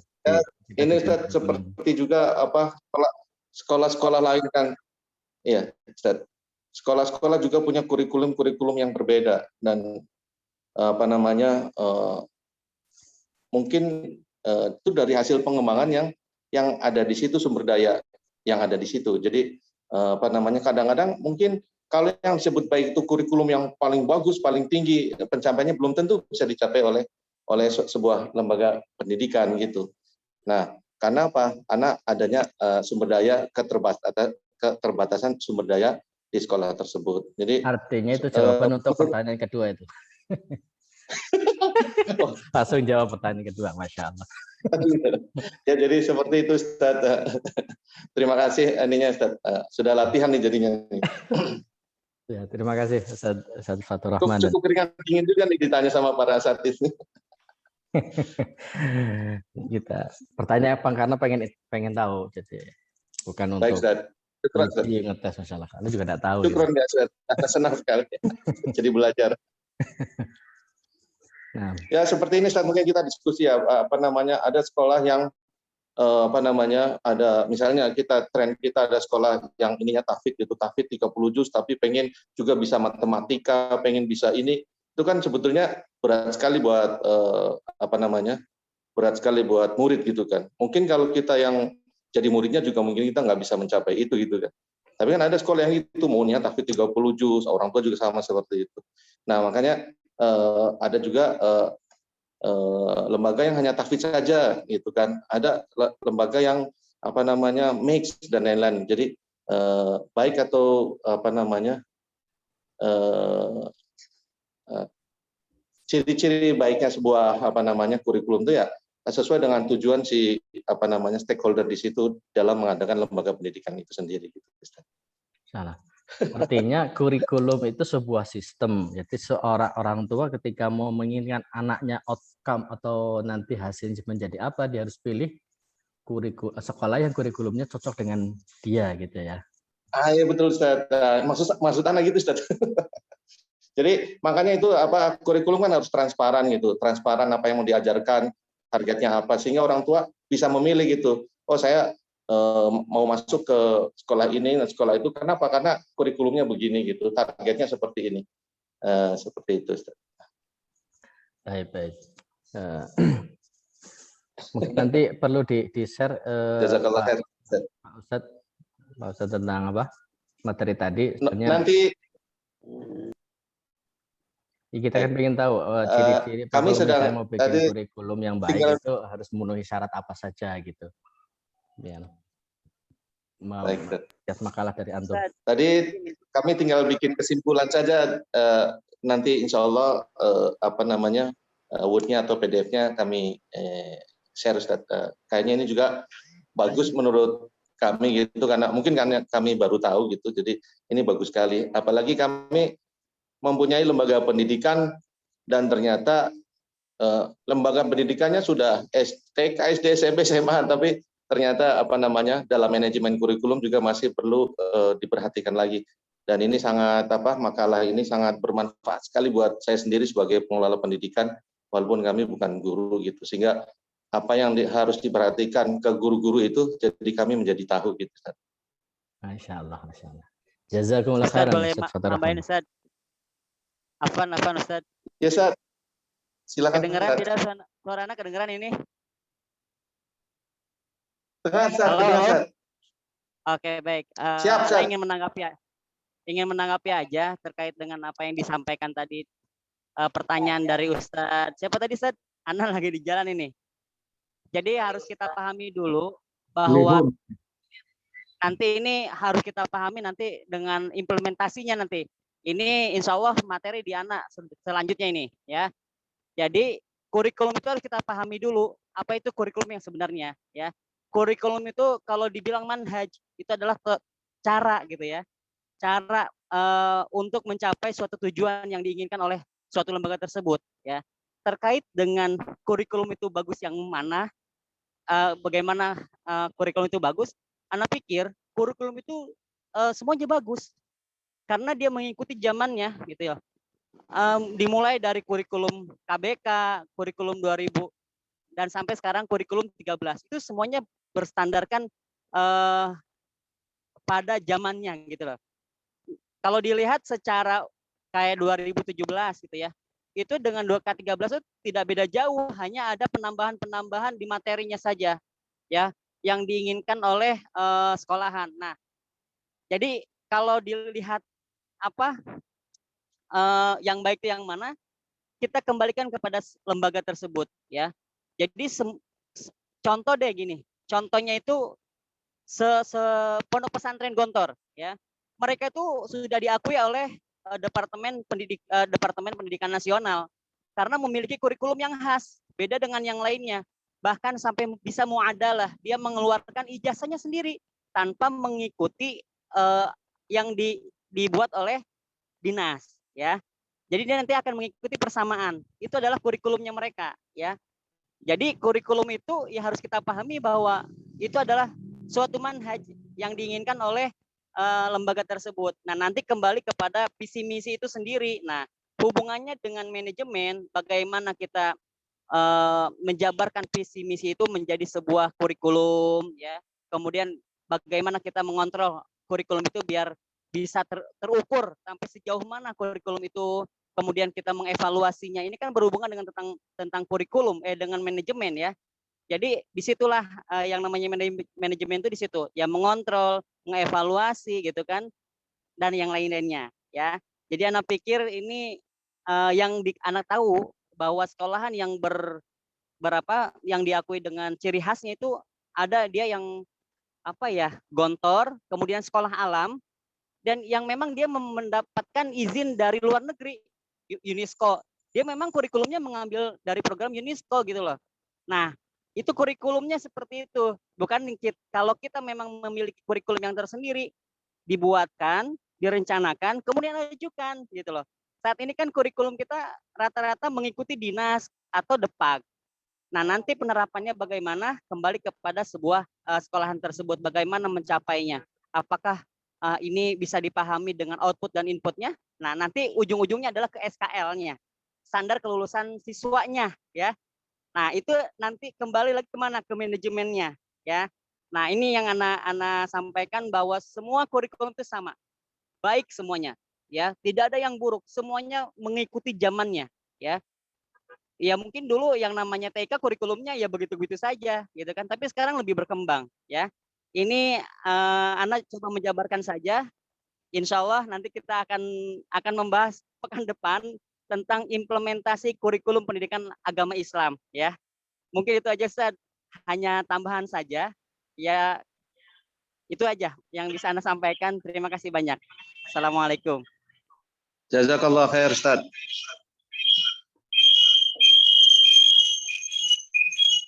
Wa iyyakum Ustaz. Barakallahu fikum.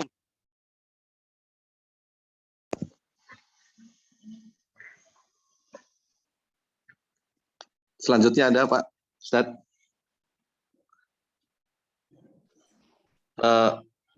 Itu ada yang Assalamualaikum. nanya, Ustaz.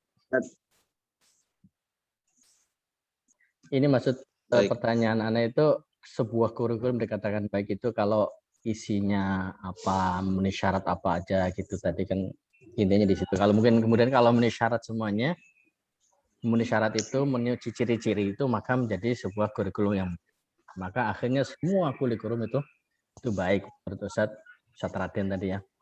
Maksudnya pertanyaannya seperti tadi. Jadi pengen tahu sih ciri-ciri minimal kurikulum itu isinya apa aja, dikatakan kurikulum yang baik atau bagus gitu. PR.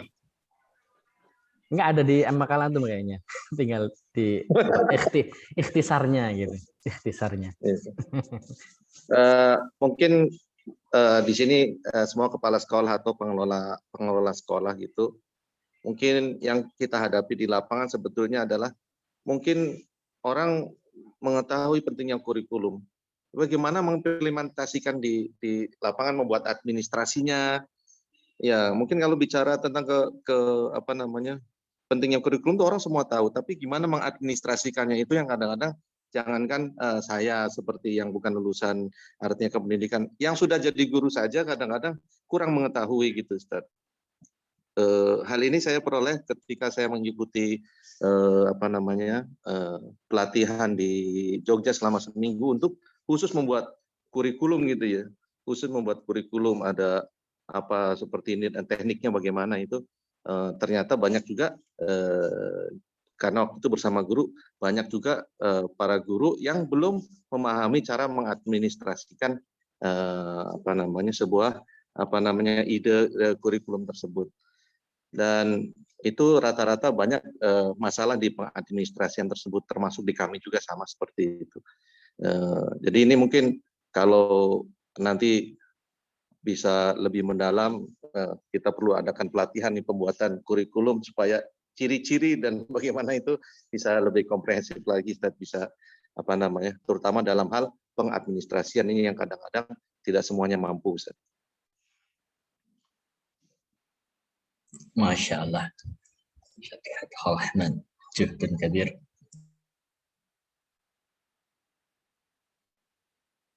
Baik, ada lagi, Ustaz?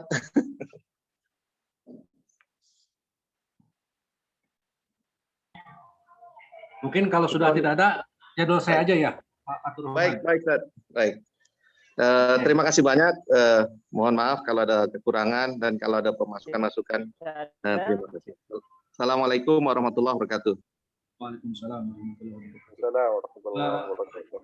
Tapi nanti itu tidak juga menghalangi teman-teman untuk mengajukan pertanyaan dan diskusi lebih lanjut ya tentang kurikulum ini. Memang kurikulum ini suatu hal yang sangat penting ya, apalagi di era pembelajaran modern sekarang ini gitu ya. Menarik menurut saya apa yang disampaikan oleh para asatidz tadi, Ustaz Solihun, Pak Suhardi dan juga Pak Fatur Rahman. Dia bilang katanya nggak mengerti, tapi cukup bagus paparannya menurut saya apa yang disampaikan oleh Ibu Ustadz Arifin, Pak. Ustadz Arifin juga ya. Terima kasih. Ustadz Arifin, keren. Sebelum masuk ke itu, ingin juga mengkerangka dulu apa itu manajemen kurikulum. Jadi manajemen kurikulum itu ada suatu sistem pengelolaan kurikulum. Itu satu pengelolaan itu manajemen kurikulum. Yang satu bersifat kooperatif. Jadi ada kerjasama, tidak parsial. Jadi antara satu dengan yang lainnya itu ada kerjasama. Kerjasama antara apa dengan apa? Antara program pendidikan dengan satuan pendidikan.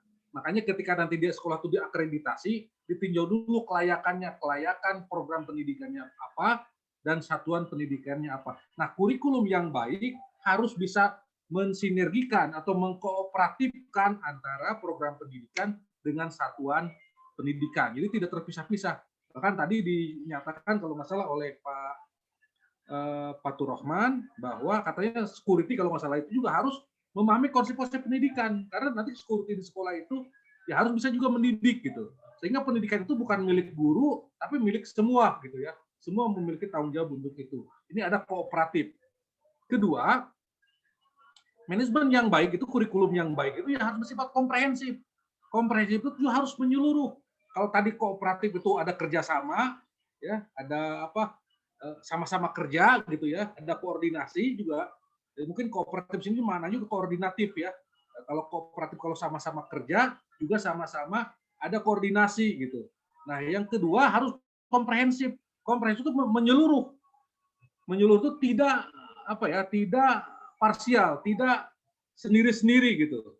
Makanya biasanya kalau di sekolah saya pernah turun lah ke sekolah-sekolah itu ada guru yang kadang-kadang di sekolah itu blok-blokan, ada guru yang pro ini, guru itu maksudnya berbahaya bagi keberlangsungan sebuah sekolah. Guru itu harus kompak di bawah satu kepemimpinan kepala sekolah gitu. Komprehensif, harus komprehensif. Dan yang ketiga harus sistematik. Artinya sistematik itu ketika kita memiliki tujuan besar, misalnya visi misinya, tujuan kecilnya itu harus mengarahnya ke tujuan besar itu sistematik gitu, bertahap atau berkelanjutan gitu. Tentu tujuannya untuk mencapai tujuan kurikulum. Nah, tujuan kurikulum inilah yang menjadi sangat penting bagi sebuah manajemen kurikulum. Tujuan itu apa? Tujuan itu yaitu tujuan pendidikan nasional, institusional, yayasan misalnya, tujuan tingkat sekolah, MBS, manajemen berbasis sekolah, dan tujuan kurikuler, dan terakhir tujuan instruksional. Kalau tujuan instruksional itu tujuan ketika kita belajar satu materi misalnya, itu tujuan instruksional. Kalau tujuan kurikuler, tujuan dalam satu semester gitu misalnya, itu tujuan satu semester. Nah, kalau tujuan tingkat sekolah itu bisa profil sekolah. Ada profil sekolah gitu ya. Profil sekolah itu yang dicanangkan apa di sekolah. Nah, ini yang menjadi pembeda antara sekolah satu dengan sekolah yang lain. Sesungguhnya pemerintah itu bukan yang ditetapkan oleh pemerintah sekarang ini, sesungguhnya kurikulum itu hanya batasan minimal kurikulum sekolah itu gitu. Tapi batasan minimal juga kan banyak yang sekolah itu. Baru batasan minimal. Nah, ketika kita sekolah ingin memiliki tujuan yang lain gitu ya, tentu tidak boleh bertentangan, tapi dia harus lebih besar gitu daripada tujuan yang ditetapkan oleh pemerintah. Misalnya profil sekolah menambahkan, kalau pemerintah tidak menyatakan bahwa harus hafal berapa juz misalnya. Nah, sekolah kita bisa gitu kan. Sekolah kita bisa menetapkan sekolah kita berbasis Al-Qur'an misalnya, sehingga apa-apa yang dibangun oleh sekolah kita itu basisnya Al-Qur'an misalnya. Sekolah kan tidak mewajibkan itu, nilai-nilai universal saja. Nah, sekolah kita bisa sebetulnya menerapkan sesuatu yang khusus, atau namanya kalau dalam manajemen itu adalah kompetitif. Kita harus bisa, sekolah kita harus memang sesungguhnya setiap sekolah itu harus ada pembedanya antara sekolah satu dengan sekolah yang lain. Sekarang itu tidak lagi ada istilah sebut sentralistik ya. Sentralistik itu hanya batasan minimal saja. Jadi batasan minimal yang diinginkan oleh pemerintah itu gitu. Cuman kita ini kadang-kadang mencapaikan batasan minimal saja kerepotan gitu ya. Nah, harusnya kita jauh lebih daripada itu. Jadi bagus pertanyaan tadi Ustadz Solihun kalau nggak salah ya, tentang Ustadz Arifin ya, tentang ciri-ciri kurikulum yang baik. Memang ciri-ciri kurikulum yang agak sulit ya.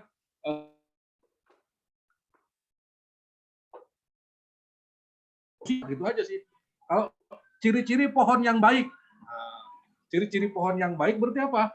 Pohon itu menghasilkan buah yang baik, begitu kurang lebih. Ya, kalau pohonnya baik, tidak berbuah, ya kita kadang-kadang nggak dianggap pohon itu bermanfaat. Tapi kalau pohonnya memang pohon kayu, tujuannya untuk jadi kayu, itu juga baik gitu kan. Nah, itu kalau diibaratkan apa itu kalau di dalam Al-Qur'an itu apa itu dalam surat Ibrahim ya kalau nggak salah. Apa pohon yang baik adalah asajaratun apa itu lupa, asajarutin apa itu lupa saya. Nah, itu mungkin kurang lebih itulah. Nah, harusnya sekolah itu punya, setiap sekolah pasti Kalimatun thayyibatin kasajaratin. Nah, itu kalimatin thayyibatin kasajaratin, itu kurang lebih lah begitu, kurang lebih ya. Nah, harusnya memang sekolah itu punya profil lulusan. Ya, pasti punya profil lulusan. Tapi misalnya profil lulusan itu bukan sesuatu yang basa-basi. Kita harus bisa mencapai itu. Nah, kurikulum sekolah ini harusnya menetapkan profil sekolah itu, kurikulum berbasis profil sekolah itu gitu.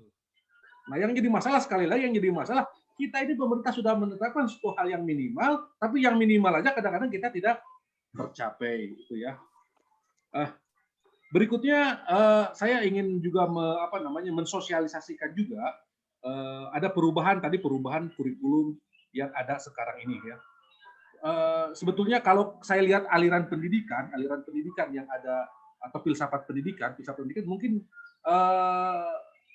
ada beberapa aliran idealisme, realisme, dan perennialisme. Sekolah-sekolah agama biasanya hampir mirip dengan aliran pendidikan perennialisme. Di situ ada yang tetapnya, kurikulum tetapnya gitu. Misalnya pelajaran berhitung, pelajaran agama, atau pelajaran tentang ketuhanan, teologi misalnya. Walaupun perennialisme ini lahir daripada filsafatnya skolastik Katolik ya, gitu. Tapi sebetulnya sekolah Islam juga agak memiliki kesamaan. Jadi saya pernah baca tentang sekolah merdekanya yang dikarang oleh siapa itu lupa. Dia membuka sejarah pendidikan, sejarah lembaga pendidikan Muhammadiyah. Ternyata katanya sebelum Muhammadiyah mendirikan sebuah sekolah, Kiai Haji Ahmad Dahlan itu dia melakukan studi banding di sekolah-sekolah Katolik yang sudah ada di Indonesia pada waktu itu. Saya ada beberapa fotonya yang di-share. Dia mengadakan studi banding bagaimana sekolah pada waktu itu pesantren itu supaya tidak tertinggal gitu.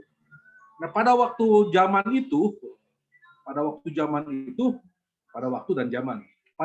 itu pesantren dianggap sudah tidak out of date lagi, dianggap ketinggalan pada waktu itu. Mungkin dibandingkan dengan sekolah Katolik yang ada pada waktu itu, sehingga Kiai Ahmad Dahlan menganggap keterbelakangan umat Islam itu harus segera diperbaiki dan dia mengadakan studi banding ke sekolah Katolik. Nah, kemudian dia mendirikan sekolah, di situ ada berbagai macam gurunya dari pendidikan umum ke ini. Tapi jangan lupa juga pada masanya juga pendidikan pesantren itu pendidikan yang modern pada masanya. Sebelum era abad 19, mungkin sebelum Renaissance. Jadi sumbangsihnya ya pergerakan-pergerakan umat Islam atau pergerakan-pergerakan yang ada di Indonesia pada waktu itu ya digerakkan oleh alumni pesantren. Pada waktu itu baik, sebelum itu baik, terus mengalami perubahan sehingga manajemen Barat ini yang mendominasi gitu. Karena mungkin masa waktu itu adanya perubahan peralihan, kemunduran di dinasti Utsmaniyah diganti dengan kemenangan Barat dengan revolusi industrinya misalnya. Itu berpengaruh terhadap kemajuan dan itu terjadi lompatan teknologi yang cukup besar ya. Saya juga teringat ketika misalnya Amerika misalnya merasa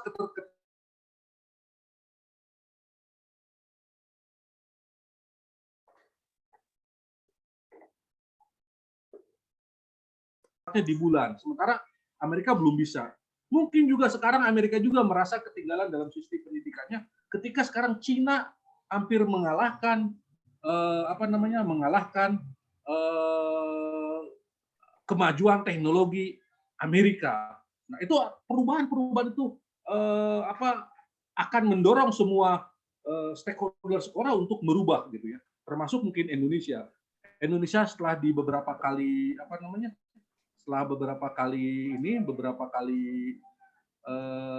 diuji oleh PISA, walaupun suatu ketika memang Indonesia tidak hanya jadi objek penilaian ya, suatu ketika kita harus menjadi subjek penilaian, karena walaupun bagaimana penilai itu biasanya ya unsur subjektivitas pasti ada. Nah, di PISA itu Indonesia selalu di bawah urutan 70 sekian gitu dari 75 yang dinilai gitu ya. Apa yang dinilainya itu PISA itu yang dinilai itu diantaranya adalah literasi membaca. Nah, membaca itu katanya kemampuan membaca itu bukan hanya membaca WA gitu. Kalau WA kan mohon maaf kalau membaca WA itu pesannya ya kadang-kadang dangkal ya. Tapi membaca yang memiliki makna meaning gitu ya. Mungkin membaca buku-buku tentang tasawuf, buku-buku tentang tafsir misalnya. Ini rendah dianggapnya. Jadi ketika kita membaca sebuah istilah atau tulisan yang sifatnya ilmiah, orang Indonesia dianggapnya di bawah rata-rata begitu. Kedua, kemampuan matematika atau numerik. Sekarang udah sistem pendidikan sekarang kita arahnya sudah ke sana. Jadi ketika pemerintah menetapkan bagaimana kemampuan literasinya, itu literasi membacanya itu harus baik. Dan sekali lagi kan bukan hanya bisa membaca, tapi bisa memanai sebuah tulisan. Apa pesannya? Misalnya ketika ada tulisan biologi tentang klorofil ya tentang klorofil itu apa gitu misalnya. Dia harus sudah bisa memahami secara dalam gitu tentang tulisan-tulisan itu gitu. Nah, ditanya apa itu klorofil misalnya, dia harus bisa menjelaskan klorofil itu apa misalnya. Atau ketika ditanyakan insan kamil misalnya, apa itu konsep insan kamil itu misalnya.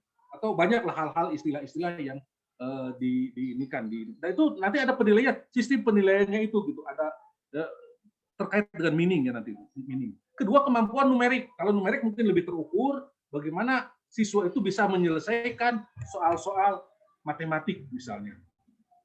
Dan ketiga tentang kemampuan sains gitu ya. Sains itu bisa IPS, bisa juga IPA. Nah, kalau kita pendidikan agama, menurut saya sekarang itu lebih cocok pada bagaimana pembangunan karakter ya. Karakter itu bisa karakter kinerja atau karakter profesional gitu. Jadi seorang yang harus jawab, seorang yang harus amanah, orang yang meyakini adanya Tuhan misalnya. Nah, ini menurut saya wilayah-wilayah pendidikan agama.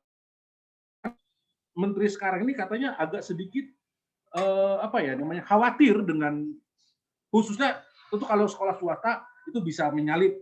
Saya yakin sekolah-sekolah asati di sini tuh bagus-bagus ya, menyalip sekolah-sekolah negeri ya. Jadi kita juga ketika diakses oleh lembaga-lembaga tertentu kita mendapat nilai C atau apa, jangan minder warna, biasa saja ya. Kadang-kadang memang ada subjektivitas itu. Betul, saya sekarang jadi asesor, jadi ada subjektivitas itu pasti ada, walaupun pada prinsipnya asesor nggak boleh subjektif, harus objektif gitu ya. Tapi kita jangan pantang mundur. Tadi seperti yang dikatakan oleh Pak Suhardi itu betul itu di akhirnya kan sekarang itu menjadi model tuh Gontor tuh menjadi model yang ini, walaupun sekarang ini Gontor juga mulai kesalip oleh pesantren-pesantren yang lain. Nah sekarang Pak Menteri ini sekarang sudah mencanangkan beberapa program untuk mengejar ketertinggalan itu. Nah, saya ingin bicara dulu kurikulum yang minimal ya, kurikulum yang minimal itu. Katanya sebaik apapun kurikulum, kalau tidak tidak dilakoni atau tidak digawangi oleh manusianya yang baik, ya akan repot juga. Gitu. Jadi konsepnya manusia sebetulnya. Kalau kita dulu mungkin dikenal di beberapa pesantren, misalnya pesantren Lirboyo, pesantren Nurul Huda dan lain sebagainya, itu Lirboyo itu misalnya, itu kalau ditanya kurikulumnya, administrasinya tuh ya akan bingung juga apa itu kurikulumnya. Tapi lulusannya memang banyak yang berkualitas gitu. Saya juga nggak tahu Gontor juga jangan-jangan begitu gitu. Tapi kenyataannya, karena kan sebelum saya kurikulum yang baik ya berbuah pada perilaku siswa yang baik gitu. Nah, bukan tidak ada kurikulum sesungguhnya, tapi kurikulumnya tadi tidak teradministrasikan dengan baik. Nah, jadi kurikulum itu ada di benak kiainya itu gitu. Kan itu zaman dulu begitu. Jadi kiai tahu arahnya. Tapi kan kalau dulu kiai itu langsung berhubungan dengan siswanya. Kalau sekarang kadang-kadang yang berhubungan dengan situ bukan kiainya, tapi staf di bawahnya yang kadang-kadang antara staf satu dengan staf yang lain itu memiliki persepsi paradigma berbeda terhadap tujuan pendidikan itu sendiri gitu. Nah, kalau kiai ya pasti memahami, karena untuk menjadi kiai itu kan ada tahapan-tahapannya. Saya ingat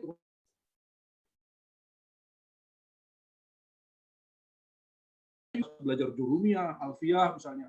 Terus juga saya, walaupun saya akhirnya itu karena saya jurusan S1 S2 ini umum ya. Ya ngerti dikit lah gitu. Nah, nanti itu kajian kita tuh dari sini jurumiyah misalnya, alfiyah gitu. Ada tingkatan-tingkat yang dari fikih misalnya, dari Sulamut Taufik atau apa itu ya, Safinah misalnya, Sulamut Taufik, dari sampai ke mana gitu. Sampai terus ke tingkatan-tingkatan yang ini gitu. Nah, itu sudah terpola seperti itu. Tapi kan ketika di sekolah tidak bisa juga seperti itu. Harus administrasi. Nah, tadi pertanyaan Ustadz Fatur Rahman mengatakan bahwa administrasi sekolah itu memang agak sulit diseragamkan menurut saya. Sekarang saya menggunakan administrasi sekolah itu lebih gampang di Google Drive gitu ya. Jadi guru-guru bikin ini sendiri, misalnya bagaimana latihan-latihan tugas-tugas saya itu ada namanya proyek tugas-tugas siswa itu kita masukkan ke Google Drive. Ya, semua guru punya ininya. Kurikulum juga ada file-filenya. Jadi kita paperless, akhirnya tidak ini gitu. Kalau dulu kan kita harus dilihat tuh. Sekarang nanti kalau diakreditasi mungkin harus dilihat di Google Drive-nya itu. Di Google Drive itu mungkin saya yakin sekolah asati sudah ada beberapa yang menggunakan. Di Google Drive itu kita bikin ini poin satu-satu data siswa juga bisa satu-satu ada terdokumentasi gitu ya. Itu. Nah, saya kembali ke manusianya itu tadi seperti yang diinginkan oleh Pak Menteri. Satu katanya sekarang ini sekolah-sekolah negeri. Ini saya bicara umum dulu ya. Sekolah negeri itu katanya sekarang harus kepala sekolah itu harus ditunjuk dari guru-guru terbaik. Itu yang pertama. Karena dia yang akan bertanggung jawab kepada satuan pendidikan. Yang bertanggung jawab satuan pendidikan itu kepala sekolah. Dan kepala sekolah harus bisa membuat manajemen sekolah yang baik. Karena udah manajemen berbasis sekolah sekarang itu. Jadi bukan seperti dulu lagi di era-era saya misalnya. Nah, kedua, mencetak generasi guru baru. Artinya guru yang sekarang mungkin ya di benak Pak Menteri mungkin tidak kurang sesuai mungkin ya, atau sudah out of date, sudah ketinggalan zaman ya. Sehingga coba kalau kita lihat sekarang banyak penerimaan guru P3K misalnya. Itu dalam rangka meregenerasi guru-guru yang lama. Ada guru-guru yang kira-kira, nah di sini nanti ada seleksi yang menurut saya harusnya betul-betul bukan seleksi karena politik gitu ya. Ada regenerasi ini memang sudah direncanakan. Tadi kepala sekolah sekarang gurunya harus diganti guru-guru yang baru lagi gitu. Yang ketiga, ini menyederhanakan kurikulum. Dulu kurikulum saya ingat waktu membuat kurikulum, bahkan sekarang saya pernah mendampingi guru sekolah. Itu kurikulum itu kalau lihat kurikulum negeri itu harus ada beberapa halaman. Pertemuannya ini detail aja, cara duduk apa segala macam detail. Nah, sekarang tidak. Kurikulum administrasi itu RPP cukup 1 lembar. Tapi implementatif di situ bukan hanya basa-basi.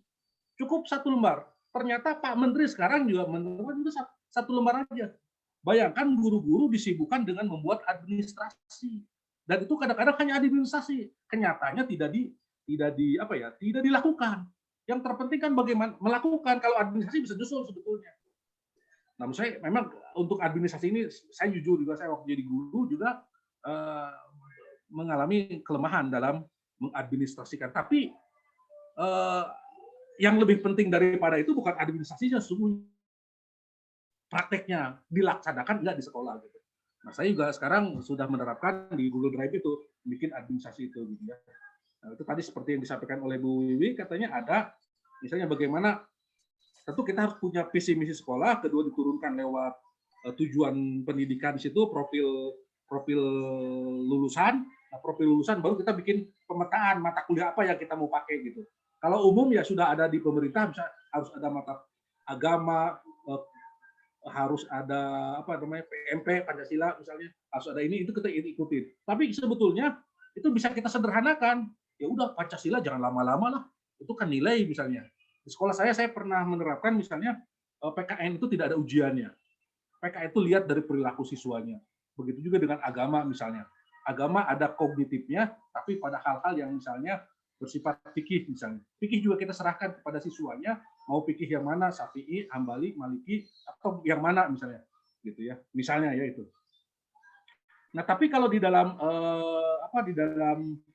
kurikulum sekolah, kita bisa membuat suatu hal yang unik, yang menarik, yang berbeda dengan sekolah yang lain. Ini bebas menurut saya, MBS ya. Dan sekolah punya kewenangan ini. Mungkin kepala sekolah bisa mengadopsi keinginan yayasan di situ.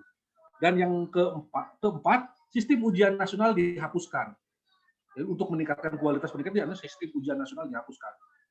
Diganti dengan AKM, Assessment Kompetensi Minimum. Nah, itu nanti di situ ada karakter di situ, karakter. Dan terakhir, ini yang saya kurang paham ini, mungkin Ustadz Fatur Rahman yang paham ini. Platform teknologi berbasis mobile. Nah, ini saya juga belum paham. Platform teknologi berbasis mobile. Jadi kita itu disarankan untuk membangun hubungan kerjasama dengan lembaga-lembaga teknologi yang bersifat nasional atau internasional sekolah itu. Itu yang dicanangkan oleh Pak Menteri. Bahkan sekarang ini Pak Menteri menginginkan adanya perubahan-perubahan signifikan dari nanti apa batasan keberhasilannya apa? Nanti ketika ada ujian PISA mungkin tahun 2021 ini mungkin akan ada ujian PISA lagi. Apakah yang dicanangkan Pak Menteri itu berdampak atau tidak? Bahkan sekarang ada namanya sekolah penggerak ya. Sekolah penggerak yang boleh daftar itu dari 2.500 sekolah dari 111 provinsi ya. Mungkin sekolah Bapak Ibu juga bisa didaftar menjadi sekolah penggerak. Walaupun sekarang sudah tutup sekolah penggerak tersebut. Karena tujuannya untuk mengejar ketertinggalan itu. Tapi menurut saya kalau kita sebagai lembaga pendidikan agama yang memang misalnya kita punya paradigma berbeda dengan pemerintah, itu tidak apa-apa. Kita pakai saja standar minimal yang diterapkan. Karena misalnya tidak bertentangan juga dengan nilai-nilai agama kita. Standar yang ditetapkan oleh pemerintah kita ikutin, tapi kita bisa menekankan pada standar-standar maksimal dengan tujuan kita. Misalnya kalau kita ingin sekolah kita itu anak-anak ya mahir berbahasa Arab, ya udah pakai itu fokus di situ. Asal kita punya standar, walaupun kita standarnya misalnya sekolah itu kita B akreditasinya, kalau kenyataannya lulusannya diterima di berbagai sekolah di luar negeri, di Mesir, di mana itu misalnya di Saudi atau di mana gitu misalnya, ya orang akan berbondong-bondong masuk ke situ karena dalam sekolah itu ada mutu yang bersifat in perception dalam persepsi orang tua atau mutu impact, jadi kenyataannya gitu, kemarin sudah dijelaskan. Jadi kalau kita pun maksudnya sekolah kita itu taruhlah akreditasi saja ya, kalau bisa sih standar B lah, kalau tidak B tapi mengalahkan sekolah yang standarnya A, ya itu mungkin saja sekarang ini gitu. Dari persepsi pemerintah kita B, tapi dari persepsi masyarakat sekolah kita tuh ya orang misalnya sekolah lulusan aliyah umum pemerintah A di situ. Kita dikasih B, tapi lulusan kita bahasa Arab paseh-paseh, lebih bahasa Arab paseh, lebih sopan, lebih tertib, berpakaiannya sopan-sopan. Nggak ada yang melakukan pembulian, nggak ada yang melakukan hoak atau dosa besar lah gitu. Itu pasti orang akan mengejar itu.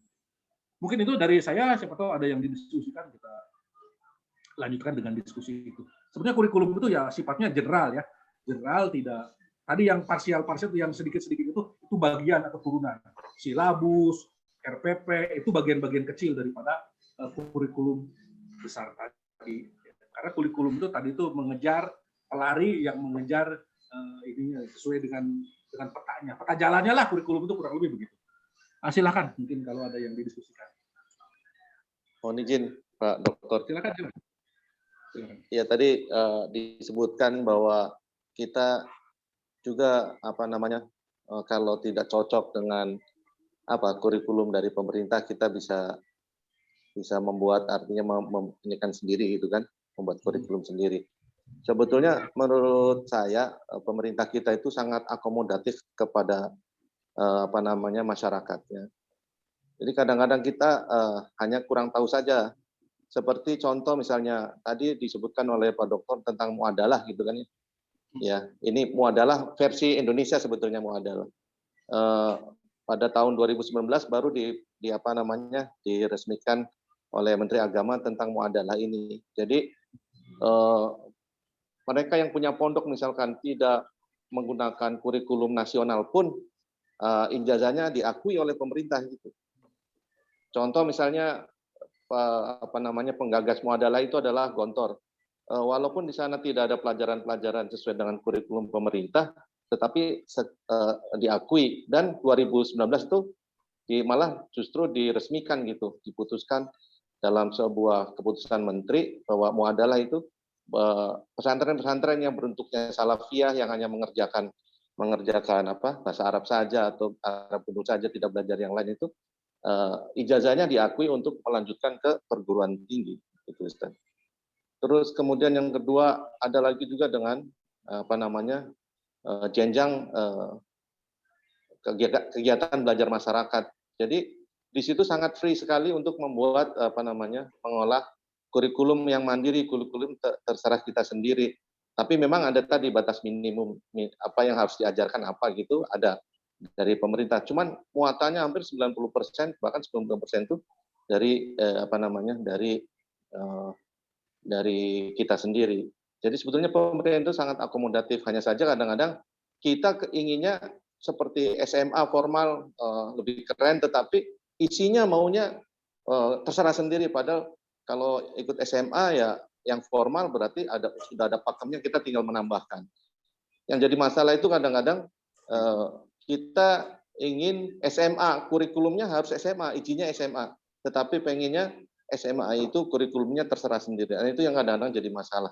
Padahal pemerintah tadi sudah memberikan banyak peluang untuk izin-izinnya yang mana yang mau, yang bisa diakui pemerintah. Bahkan di dalam muadalah itu yang tanda tangan kiainya saja langsung itu sudah diakui. Begitu mungkin sharingnya Pak Dokter. Oke, terima kasih Pak Fatur Rahman atas masukannya. Betul juga itu. Sekarang pemerintah jauh lebih akomodatif dibanding zaman pemerintahan dulu ya. Akomodatif betul. Kadang-kadang kita tidak tahu salahnya, betul juga itu. Jadi sekolah-sekolah itu harus banyak jangan dulu berprasangka jelek gitu. Tanya aja dulu gitu, dalami dulu gitu. Bahkan kita mazhab apapun gitu ya, itu diterima, welcome gitu ya. Gitu sebetulnya oleh pemerintah, karena walaupun bagaimana ke depan itu kita tidak bisa hanya mengandalkan administrasi saja, bahkan ke depan itu mungkin gelar dan lain sebagainya seperti di luar negeri sekarang, di Amerika khususnya ya tidak doktor apa ini bukan ini standar S1, S2, mungkin nanti itu di pabrik di ini sekarang sudah mulai dipakai ya. Saya di Purwakarta di beberapa pabrik. Jadi bukan berdasarkan ijazah gaji itu, tapi berdasarkan kompetensi. Nah, orang punya kompetensi itu dikasih sertifikat. Siapa yang melakukan sertifikatnya? Ya pabrik itu atau pabrik bekerja sama dengan lembaga sertifikasi, BNSP namanya. Nah, orang nanti yang berhak memberikan sertifikasi itu orang yang punya kompetensi. Jadi bukan ya mungkin juga nanti linearitas itu bisa dihapuskan. Misalnya tadi Pak Fatur Rahman lulusan teknik. Tapi kalau punya kompetensi di bidang agama, ajar agama, ya suka silakan, nggak apa-apa. Misalnya dulunya pesantren di mana di Libya misalnya atau di mana gitu. Atau di mana misalnya di Madinah misalnya. Tapi dia lulusan ini misalnya lulusan teknik kimia ITB misalnya, nggak apa-apa, itu bisa juga.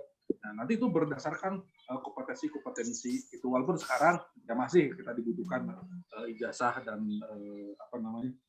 linearitas itu. Tapi mau nggak mau ke depan itu ya kompetensi atau kualifikasi pribadi itu akan dituntut lebih penting dibanding ijazah. Terima kasih Ustadz. Mata kuliah. Oke, terima kasih. Wallahul muwaffiq ila aqwamit thariq. Assalamualaikum warahmatullahi wabarakatuh. Waalaikumsalam warahmatullahi wabarakatuh. Jazakumullah khairan.